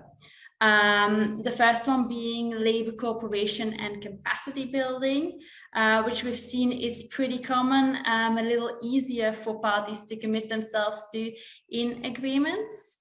The second one, promoting labor standards in parties' territories, where of course we look at the international standards like the ILO standards, but we also look at the domestic level, since domestic commitments are sometimes a little easier to implement, and the domestic level is the first level workers turn to have their rights enforced. Then the third area is business and human rights, especially the labor-related commitments there, which is also a growing area in trade agreements. And then we briefly have a part that focuses on essential workers as well, as we've seen in the crisis, that these workers were really fundamental, but they also needed specific protections. And then the last area we looked into was compliance and enforcement, because of course it's great to have labor provisions in your agreements, but you want those provisions to be adhered to by the parties as well. And the first thing that comes to mind there is dispute settlements, which of course we focused on, but we also looked at other options, such as complaint mechanisms, where civil society can be included in the enforcement of those provisions. And then briefly, before handing it over to Hamza, I just wanted to give you a quick idea kind of how the methodology worked in our project and how we went about that by looking at non-derogation provisions as an example. So non-derogation provisions are provisions whereby parties commit themselves not to lower their labor standards to attract trade and investment. And as you can see, these provisions are pretty common. 75% of agreements with labor provisions contain some kind of non-derogation provision, but they can take different forms, such as aspirational language shall strive to ensure, or more binding language, no party shall waive or otherwise derogate from. They can also differ in scope considerably, and those are some of the options we included in our chapter. And then lastly, what you can see here is that where there's no language currently and where we thought we could include some, we drafted sample model options. So this one has to do with non-regression in times of crisis. Crisis means we need our labor standards the most, but it's also when they're most at risk. So although this language in the sample model provision is quite aspirational, it recognizes specific needs in times of crisis. So handing it over to Hamza now. Yeah, thank you, Emily, for giving us an overview. I just wanted to give more of the sort of more human perspective on working sort of behind the curtains working on this project as students. And I can see maybe that there were similar successes and challenges with other projects, because I heard from other presentations that there were beneficiaries and such. I think the first thing I wanted to speak about the sort of the balance of catering the project to our beneficiaries' requests, and as well as like doing what we want, doing justice sort of to the project requirements, making a handbook that is accessible and to trade negotiators was quite challenging, and also catering to our beneficiaries at UNESCAP, which had very insightful feedback in general for us, was a challenge, and it was also rewarding in different ways. I think there was a lot of we had to do a lot of revisions and drafts. So I think that from a student perspective, I can see what it means to be sort of a practitioner and in this kind of field. Another thing is we were always continuing to try to find RTA provisions that were diverse and innovative. This was a bit of a challenge as well, being students coming into this project and trying to be experts in the field when we sort of had imposter syndrome coming into this. I think another thing is that we were trying to make this as user-friendly as possible, which I think we will still continue to try to do as we try to envision this for the new chapter. And I think another thing which I felt reflected in the previous project about the Global South is trying to keep in mind of like this cultural and political sensitivities when it comes to labor issues. We encountered some language that at one point that was sort of colonialist in nature that we were trying to steer away from, while keeping in mind that we want to use language that is actually being used within the trade field.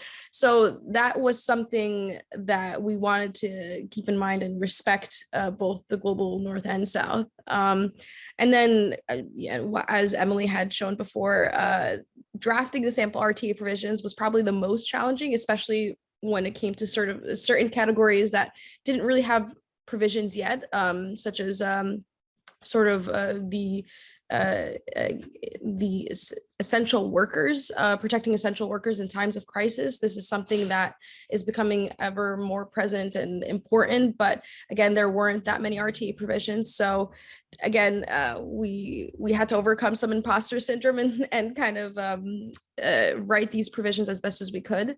And then finally, yes, the challenges with the weak and vague language when it came to the labor provisions, trying to give trade negotiators the best, most, best kind of language and something that's more specific and binding, that will have sort of enforcement in the future, or at least be effective. So that's, I'm sorry, I know that we went over time, but yeah, I appreciate everyone that we worked with on this project, including Professor Kuhlman, as well as Professor Hillman was also helping us and gave us feedback, and as well as our beneficiaries at UNESCAP. Yeah, I thank you so much for all the presenters before. I really appreciated hearing all the student presenters, and I'll hand it over to Anna now. Thank you so much to the Georgetown University presentation. I wish we had more time, as labor and trade are at the core of my own research, but I hope that all of you can go to our website and review when this project becomes public. We still have 3 more clinics, and now it's turn for the University of Ottawa, and I'm gonna ask Professor Salim to please introduce our next team.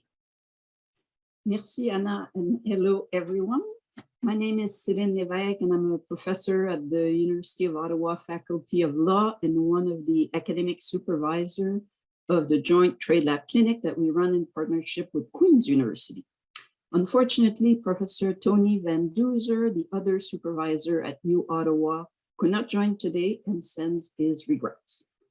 As U Ottawa offers degrees in common law and civil law and has programs in English and French, the clinic offered projects in English that Professor Van Duzer supervised and one in French that I supervised for the first time last fall. So it's with much excitement that I joined the TradeLab community this year.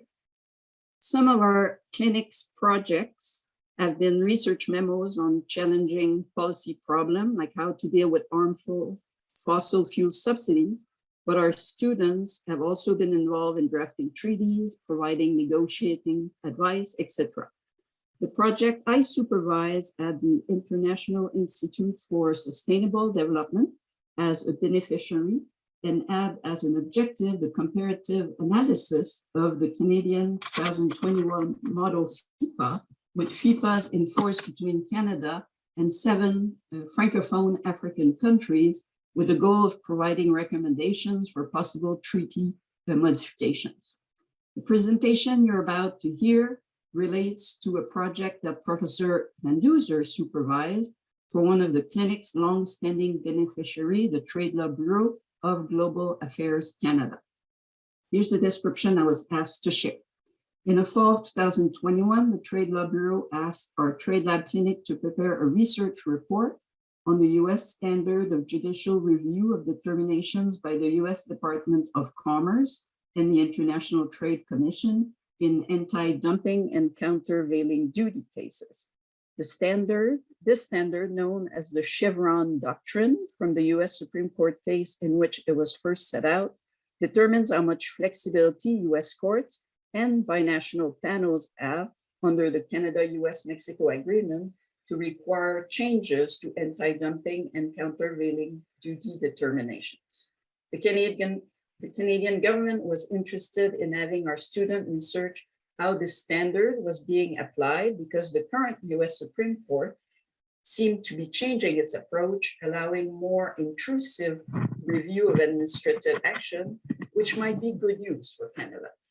The project required the students to engage in some very difficult research on US statutory law, judicial decision, and binational panel decision, as well as wade through a great deal of secondary literature. The students were very fortunate to have a U Ottawa colleague, Professor Paul Daly, one of Canada's leading administrative law scholars, as a mentor working on this project. The students on the project were Ravnit Minas, who will be delivering the presentation today, Sam Kelly, and Nicole Duchesne. With that, I would ask Rav to present the project. Merci. Thank you, Professor. So I'm a incoming 3L student at the University of Ottawa, and unfortunately my colleagues couldn't be here today, but I'm going to give a quick overview of our project and our findings.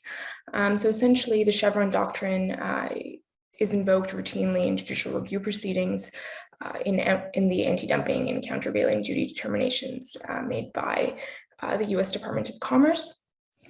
And that occurs before the US Court of International Trade, otherwise referred to as the CIT. And it also occurs before the Court of Appeals for the Federal Circuit and Chapter 19 NAFTA binational panel review, which is obviously now CUSMA. And so as such, because of that, the JLT was very interested in understanding how the doctrine's evolution may result in Canadian parties having greater success in challenging US trade determinations before the CIT or before binational panels.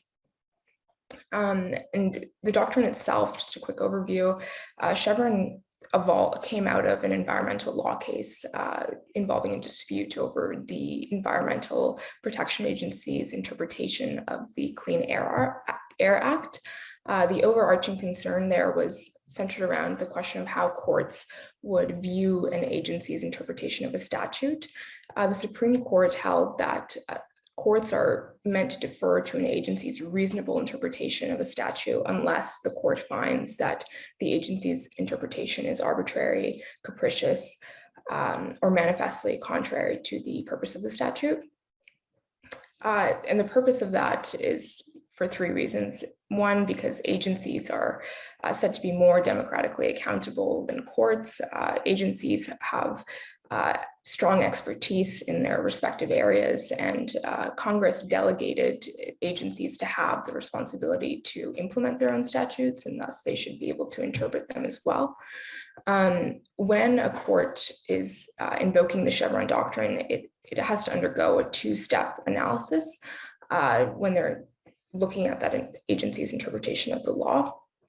So the first step involves you present a question of statutory construction for the court, and the question there addresses whether Congress has directly spoken to the precise question at issue.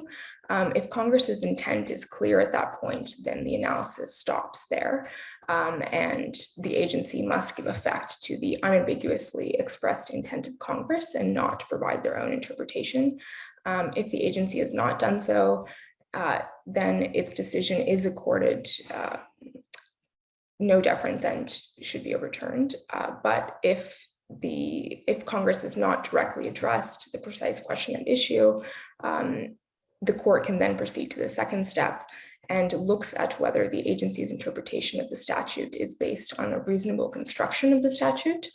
And so in accordance with the doctrine, courts are to accept any reasonable interpretation of the statute made by the appropriate administrative agency, regardless of whether the judge would have found or favored a different interpretation of the statute.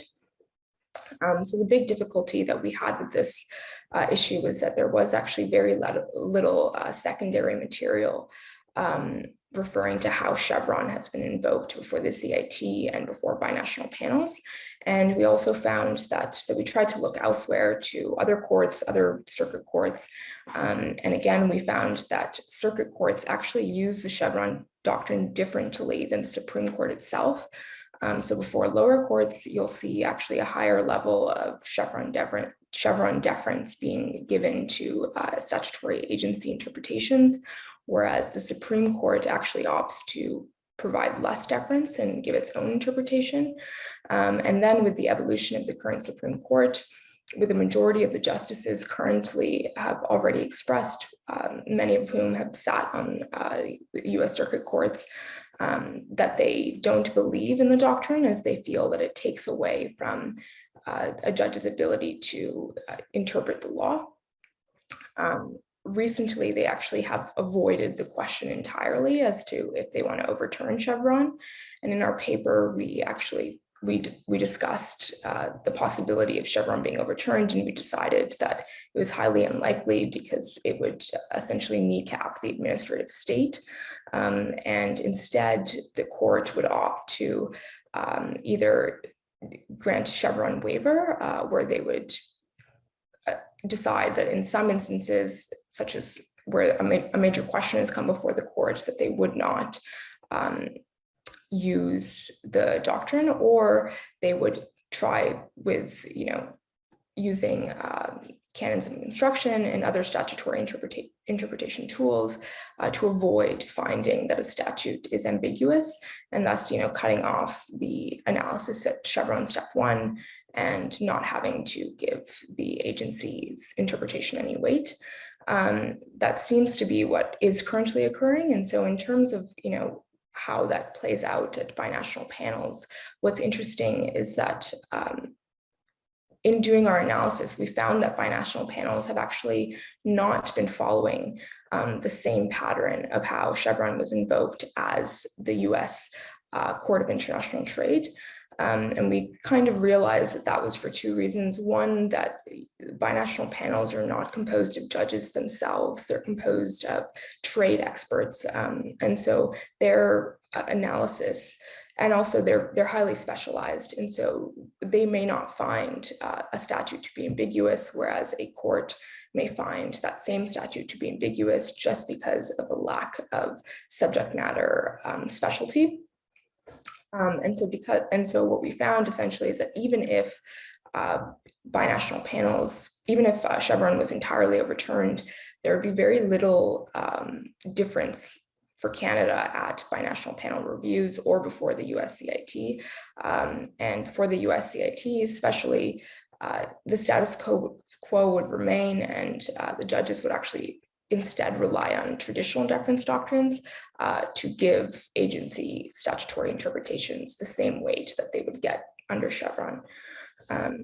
Yeah, and I just wanted to thank Professor Van Duzer for supervising us and helping us through this very difficult project, and Professor Daly for all of his mentorship, and my two other colleagues as well who couldn't be here today. Thank you. Thank you so much to the University of Ottawa for a fantastic presentation. And now it's turn to Queen's University, and I'm going to ask Dr. Nicholas Lam to please introduce our next team. Thank you so much, Anna. It's a pleasure to be here and listen to all these fantastic projects. At Queen's, we had the second part of the Joint International Economic Law Clinic that Celine already mentioned. I used to supervise the clinic with Valerie Hughes, who has since retired. So this was my first year supervising the clinic by myself. We had 4 projects this past term, all were for governments, and 2 of them are completely anonymous. The other 2 are going to be public, but the beneficiaries decided to remain anonymous. So there will be two reports, one that you will hear about in a second about whether the WTO needs an appellate body, and the second about emerging issues in border carbon adjustments. These reports are going to be public, but you won't find out for whom they were done. We had 16 students in total, 4 working on each of the projects. Some were incredibly challenging. I just going to talk about briefly about the 3 projects that we're not going to hear about today. One was comparing prospective and retrospective duty assessment systems in trade remedies, and asking which countries get the better deal under WTO trade remedies disciplines. And of course, the retrospective system is only used by the United States, and it's trying to find out whether the US complaints essentially about being treated badly by the WTO are justified if we look at how the system is treated under the disciplines. A second one was looking at cannabis trade under the CETA agreement, and really doing cutting edge work. It was striking that there was virtually no literature on that topic. And it's something that is, of course, important for Canada going forward, just because Canada has a very developed cannabis industry. One was looking at emerging issues in border carbon adjustment. It's a very crowded field, so the team really tried to focus on the cutting edge issues that are just emerging now. And I'm very happy to report that the team will be able to present their work at the Canadian Council of International Conference that is happening later in the fall, October 27, 28th. If you have any chance to get to Ottawa, it would be wonderful to see you at the Canadian Council of International Conference. So without further ado, I'd love to hand over to Ryan, Zoe, and Rassan, who are here with us to present their project.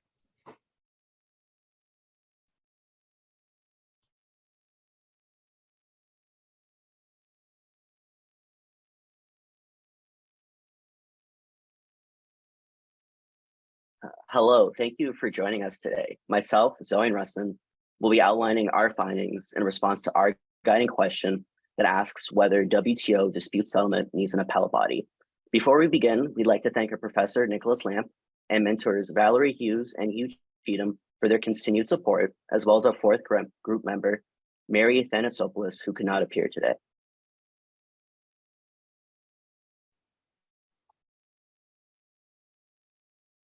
In this project, we identified the main functions of the appellant body based on the drafter's intentions, and then also evaluated whether these functions were satisfied, along with any disadvantages that arose during the appellant body's workings. Most importantly, we discussed and recommended the potential modifications that can be made to the appellant body or potential replacements to this now defunct body. We found that there were two main functions of the appellant body, which is quality control and consistency. The quality control function arose from the need to have a safety valve against the occasional bad reports, and therefore the AB needed to produce high quality reports. The second function of consistency mainly came from the DSU's Article 3.2's objective of providing security and predictability, as well as working procedures that emphasized on exchange of views in the body. Based on our research, these examples on the screen showed that the appellant body was able to satisfy the quality control function. And we found that these two case studies of concurrent and consecutive disputes demonstrate the consistency objective success in the appellant body's lifetime.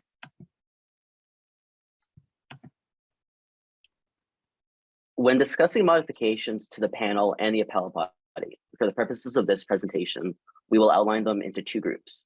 The first group requires a modification to the DSU, and the second group does not.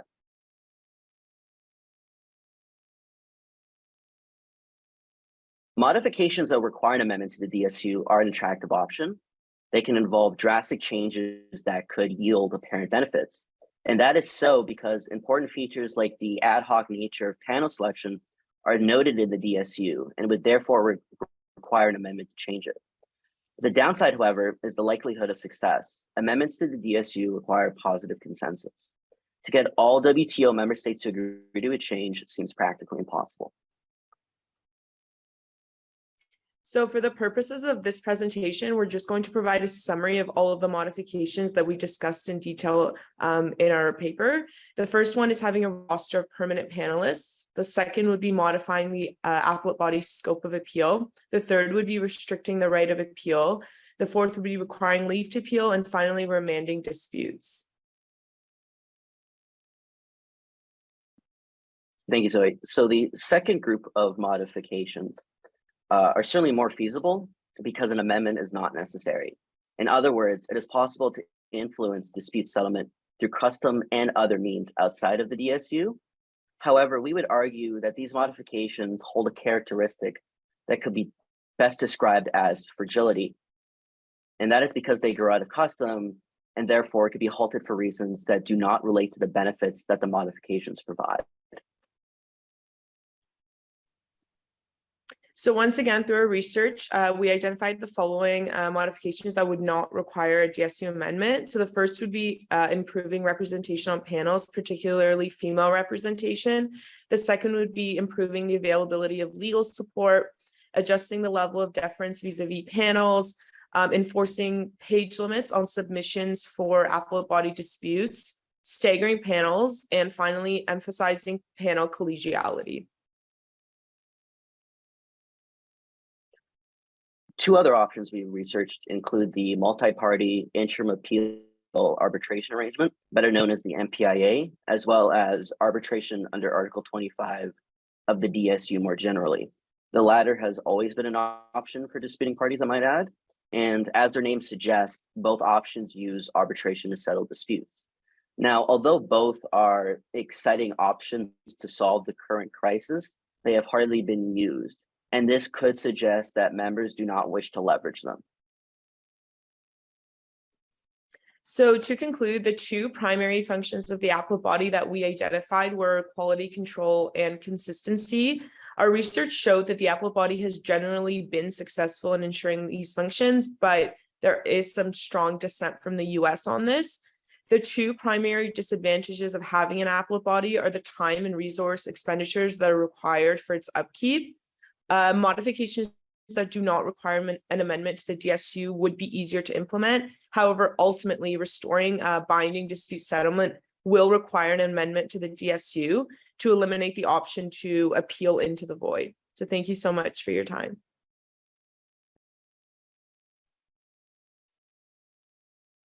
Thank you so much to Professor Nicholas Lam and Queen's University team for such a great presentation. Today we have had a lot of important information and projects that we have been chatting about, and I'm sorry that we're running late, but I wish we had more time to further discuss all these projects. So I invite you to please visit our website to review all these amazing projects. Now it's time for our last team, and I'm gonna ask Lauren Robbins to please introduce our next team. Hi, thank you. I'll be introducing the project completed by students at the Academy of International Law and Policy, otherwise known as ALPO, which is part of the European Public Law Institute. So the ALPO LLM program was successfully launched in Athens, Greece last year. And we ran our TradeLab clinic in the summer. And I supervised the clinic along with my colleagues, Altagracia Cuevas and Anastasia Skorgrinis. We had three students working on one project for the Colombian mission to the WTO. These students were Lilin Sankpa, Yashish Chandra, and Mirna Zavala. During the semester, we were working in 3 different time zones, but these students really rose to the challenge, and they produced a memo that will serve as a useful tool for future negotiations about climate change measures. So I'm pleased to introduce Mirna Zavala, who will talk a little bit more about their project. Good afternoon. My name is Mirna Zavala. I am a lawyer in Mexico. Last year, I had the honor and privilege to be part of TradeLab project with 2 colleagues, Yashish Chandra and Lilin Sankpa, representing the Academy of International Economic Law and Policy at the European Public Law Organization. Our client was the WTO Mission for Colombia. Our research was about the extent, impact, and solution provided by fossil fuel subsidies. We collected data from the top countries providing subsidies to identify the most common industry practice used to grant subsidies. We dissected and analyzed the subsidies to their individual supply chain components. Then discussed about the subsidies in the context of life cycles of coal, oil, and gas. We noticed that a subsidy can be granted by way of direct or indirect transfer of funds, credit support by the government, insurance, and indemnification. Also, we observed that instead of reducing fossil fuel subsidies, governments have granted even more subsidies over the years, especially through tax and duty relief. Additionally, we analyzed the impacts of fossil fuel subsidies on trade and the environment to highlight the damage that production and consumption of fossil fuel generates on trade, economics, the planet, health, and social life. What we found is that the impacts of fossil fuel subsidies are felt at different stages of the fossil fuel product value chains and can lead to trade distortion in different markets, upstream, midstreams, and downstreams, depending on the kind of subsidy. Many oil and gas production operations stay economically viable only thanks to heavy subsidies, making fossil fuels cheaper than renewable energy. It also does not properly account for negative externalities as damage to the environment, harm to ecosystem, harm to human health, climate migration, or climate refugees. In another facet of this project, we examined the compatibility of fossil fuel subsidies with WTO law and commitments at the regional and national level as they relate to fossil fuel subsidies. Finally, in this project, we recommend policy changes to most efficiently address the most urgent problems posed by fossil fuel subsidies from a multilateral perspective. Thank you so much for your attention and interest in this important matter that affects all of us. Participating in TradeLab project was a big honor for us, and we invite you to review our project when it is published. If you would like to learn more about the matters I spoke about. Thank you.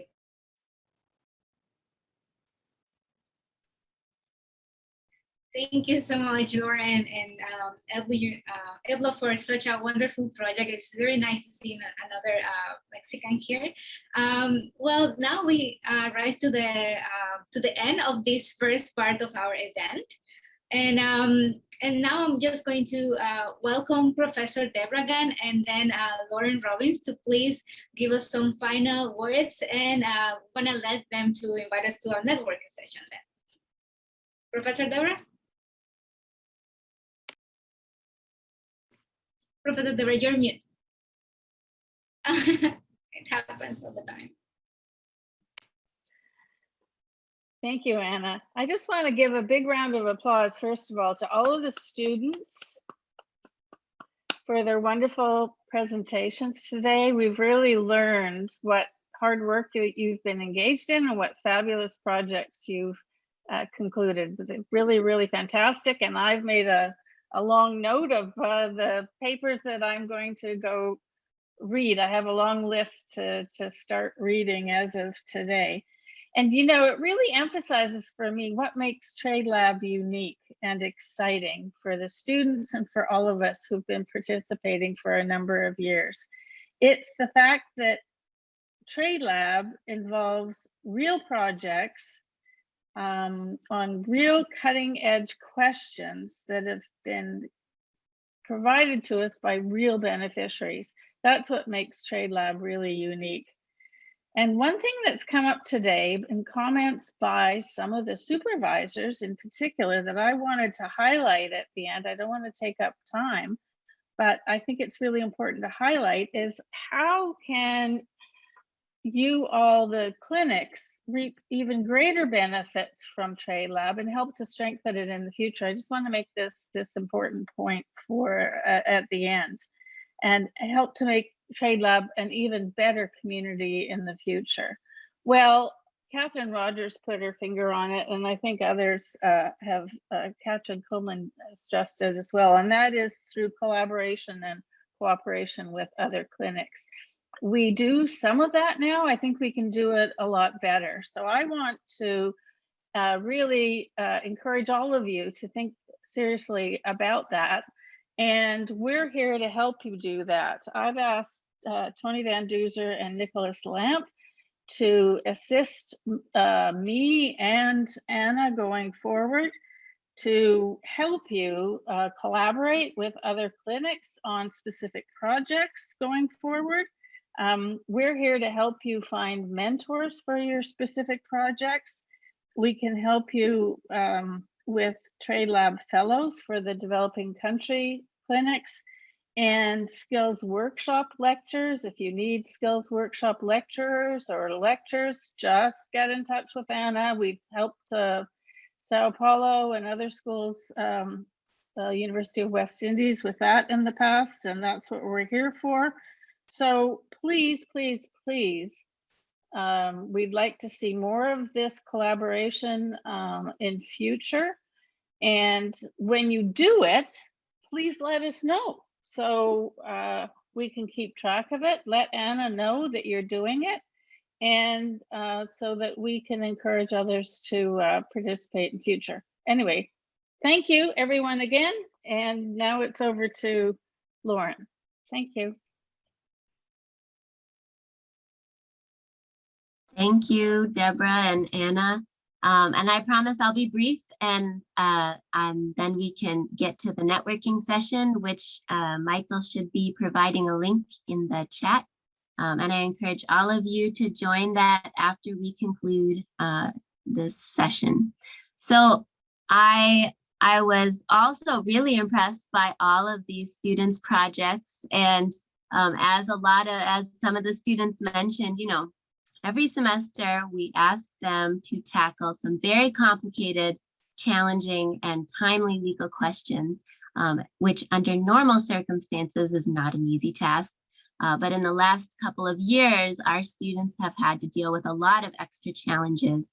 And I am constantly amazed at the passion and enthusiasm that they keep bringing to this learning and problem solving. For me, the most inspiring inspiring goal of TradeLab is to bring together experts and students from all over the world to share their valuable perspectives and skills to invigorate and strengthen the field of international law. Right now, we have clinics in 17 different countries, which doesn't even begin to cover how many countries our students come from individually. And TradeLab doesn't just connect students with experts or give valuable learning opportunities. It doesn't just give these really valuable outputs to our beneficiaries, but it also seeks to really democratize expertise and bring together the global community to grapple with these global problems. And a lot of these projects are available online, so the beneficiaries aren't always the named ones. They can also be the general public, different people from all over the world who can go online and look at these and learn a little bit more about what legal questions they have to think of and what research these students have already done for them. So I think the echoes of this are very wide-reaching. And I just wanted to thank everyone involved in the clinics this year, our wonderful supervisors, mentors, fellows, and especially our wonderful students. Thank you so much to Anna and Michael and the entire Geneva TradeLab Trade Platform team for making this showcase possible. Anna's really done a great job and made this transition as smooth as possible. And thank you to Deborah Steger for her leadership. She has really been the guiding light of TradeLab. And I'm sad to say that I'm stepping down from the coordinator position this year, but I'm happy to hand the torch over to Anna, who has just done a great job so far and will do a wonderful job in the future. And I've really enjoyed working with such great colleagues and plan to stay connected in the TradeLab community in the future. And I also urge our students to stay connected as well. A lot of our alumni are coming back as fellows, as mentors, and even clinic supervisors. So we really hope to see you again in whatever you choose to do in the future. And it's really this dynamic engagement and connection that makes TradeLab so unique. So I hope you'll join me and everyone at the networking session. Thank you so much, and I'll hand it back to Anna. We just arrived to the end of this session. Thank you so much, Michael, and to the Graduate Institute team for making this virtual showcase possible. I wouldn't be able to do it by myself, so thank you so much, Michael, and thank you so much all the academic supervisors who respond to this call and the students who made an amazing work today and throughout this year. And please join us to our next virtual networking session. It will be wonderful, and please have this opportunity to chat with Professor Jennifer and Scott about topics related with trade and academic practice, and we will see each other very soon at the Gather Town networking session. Bye.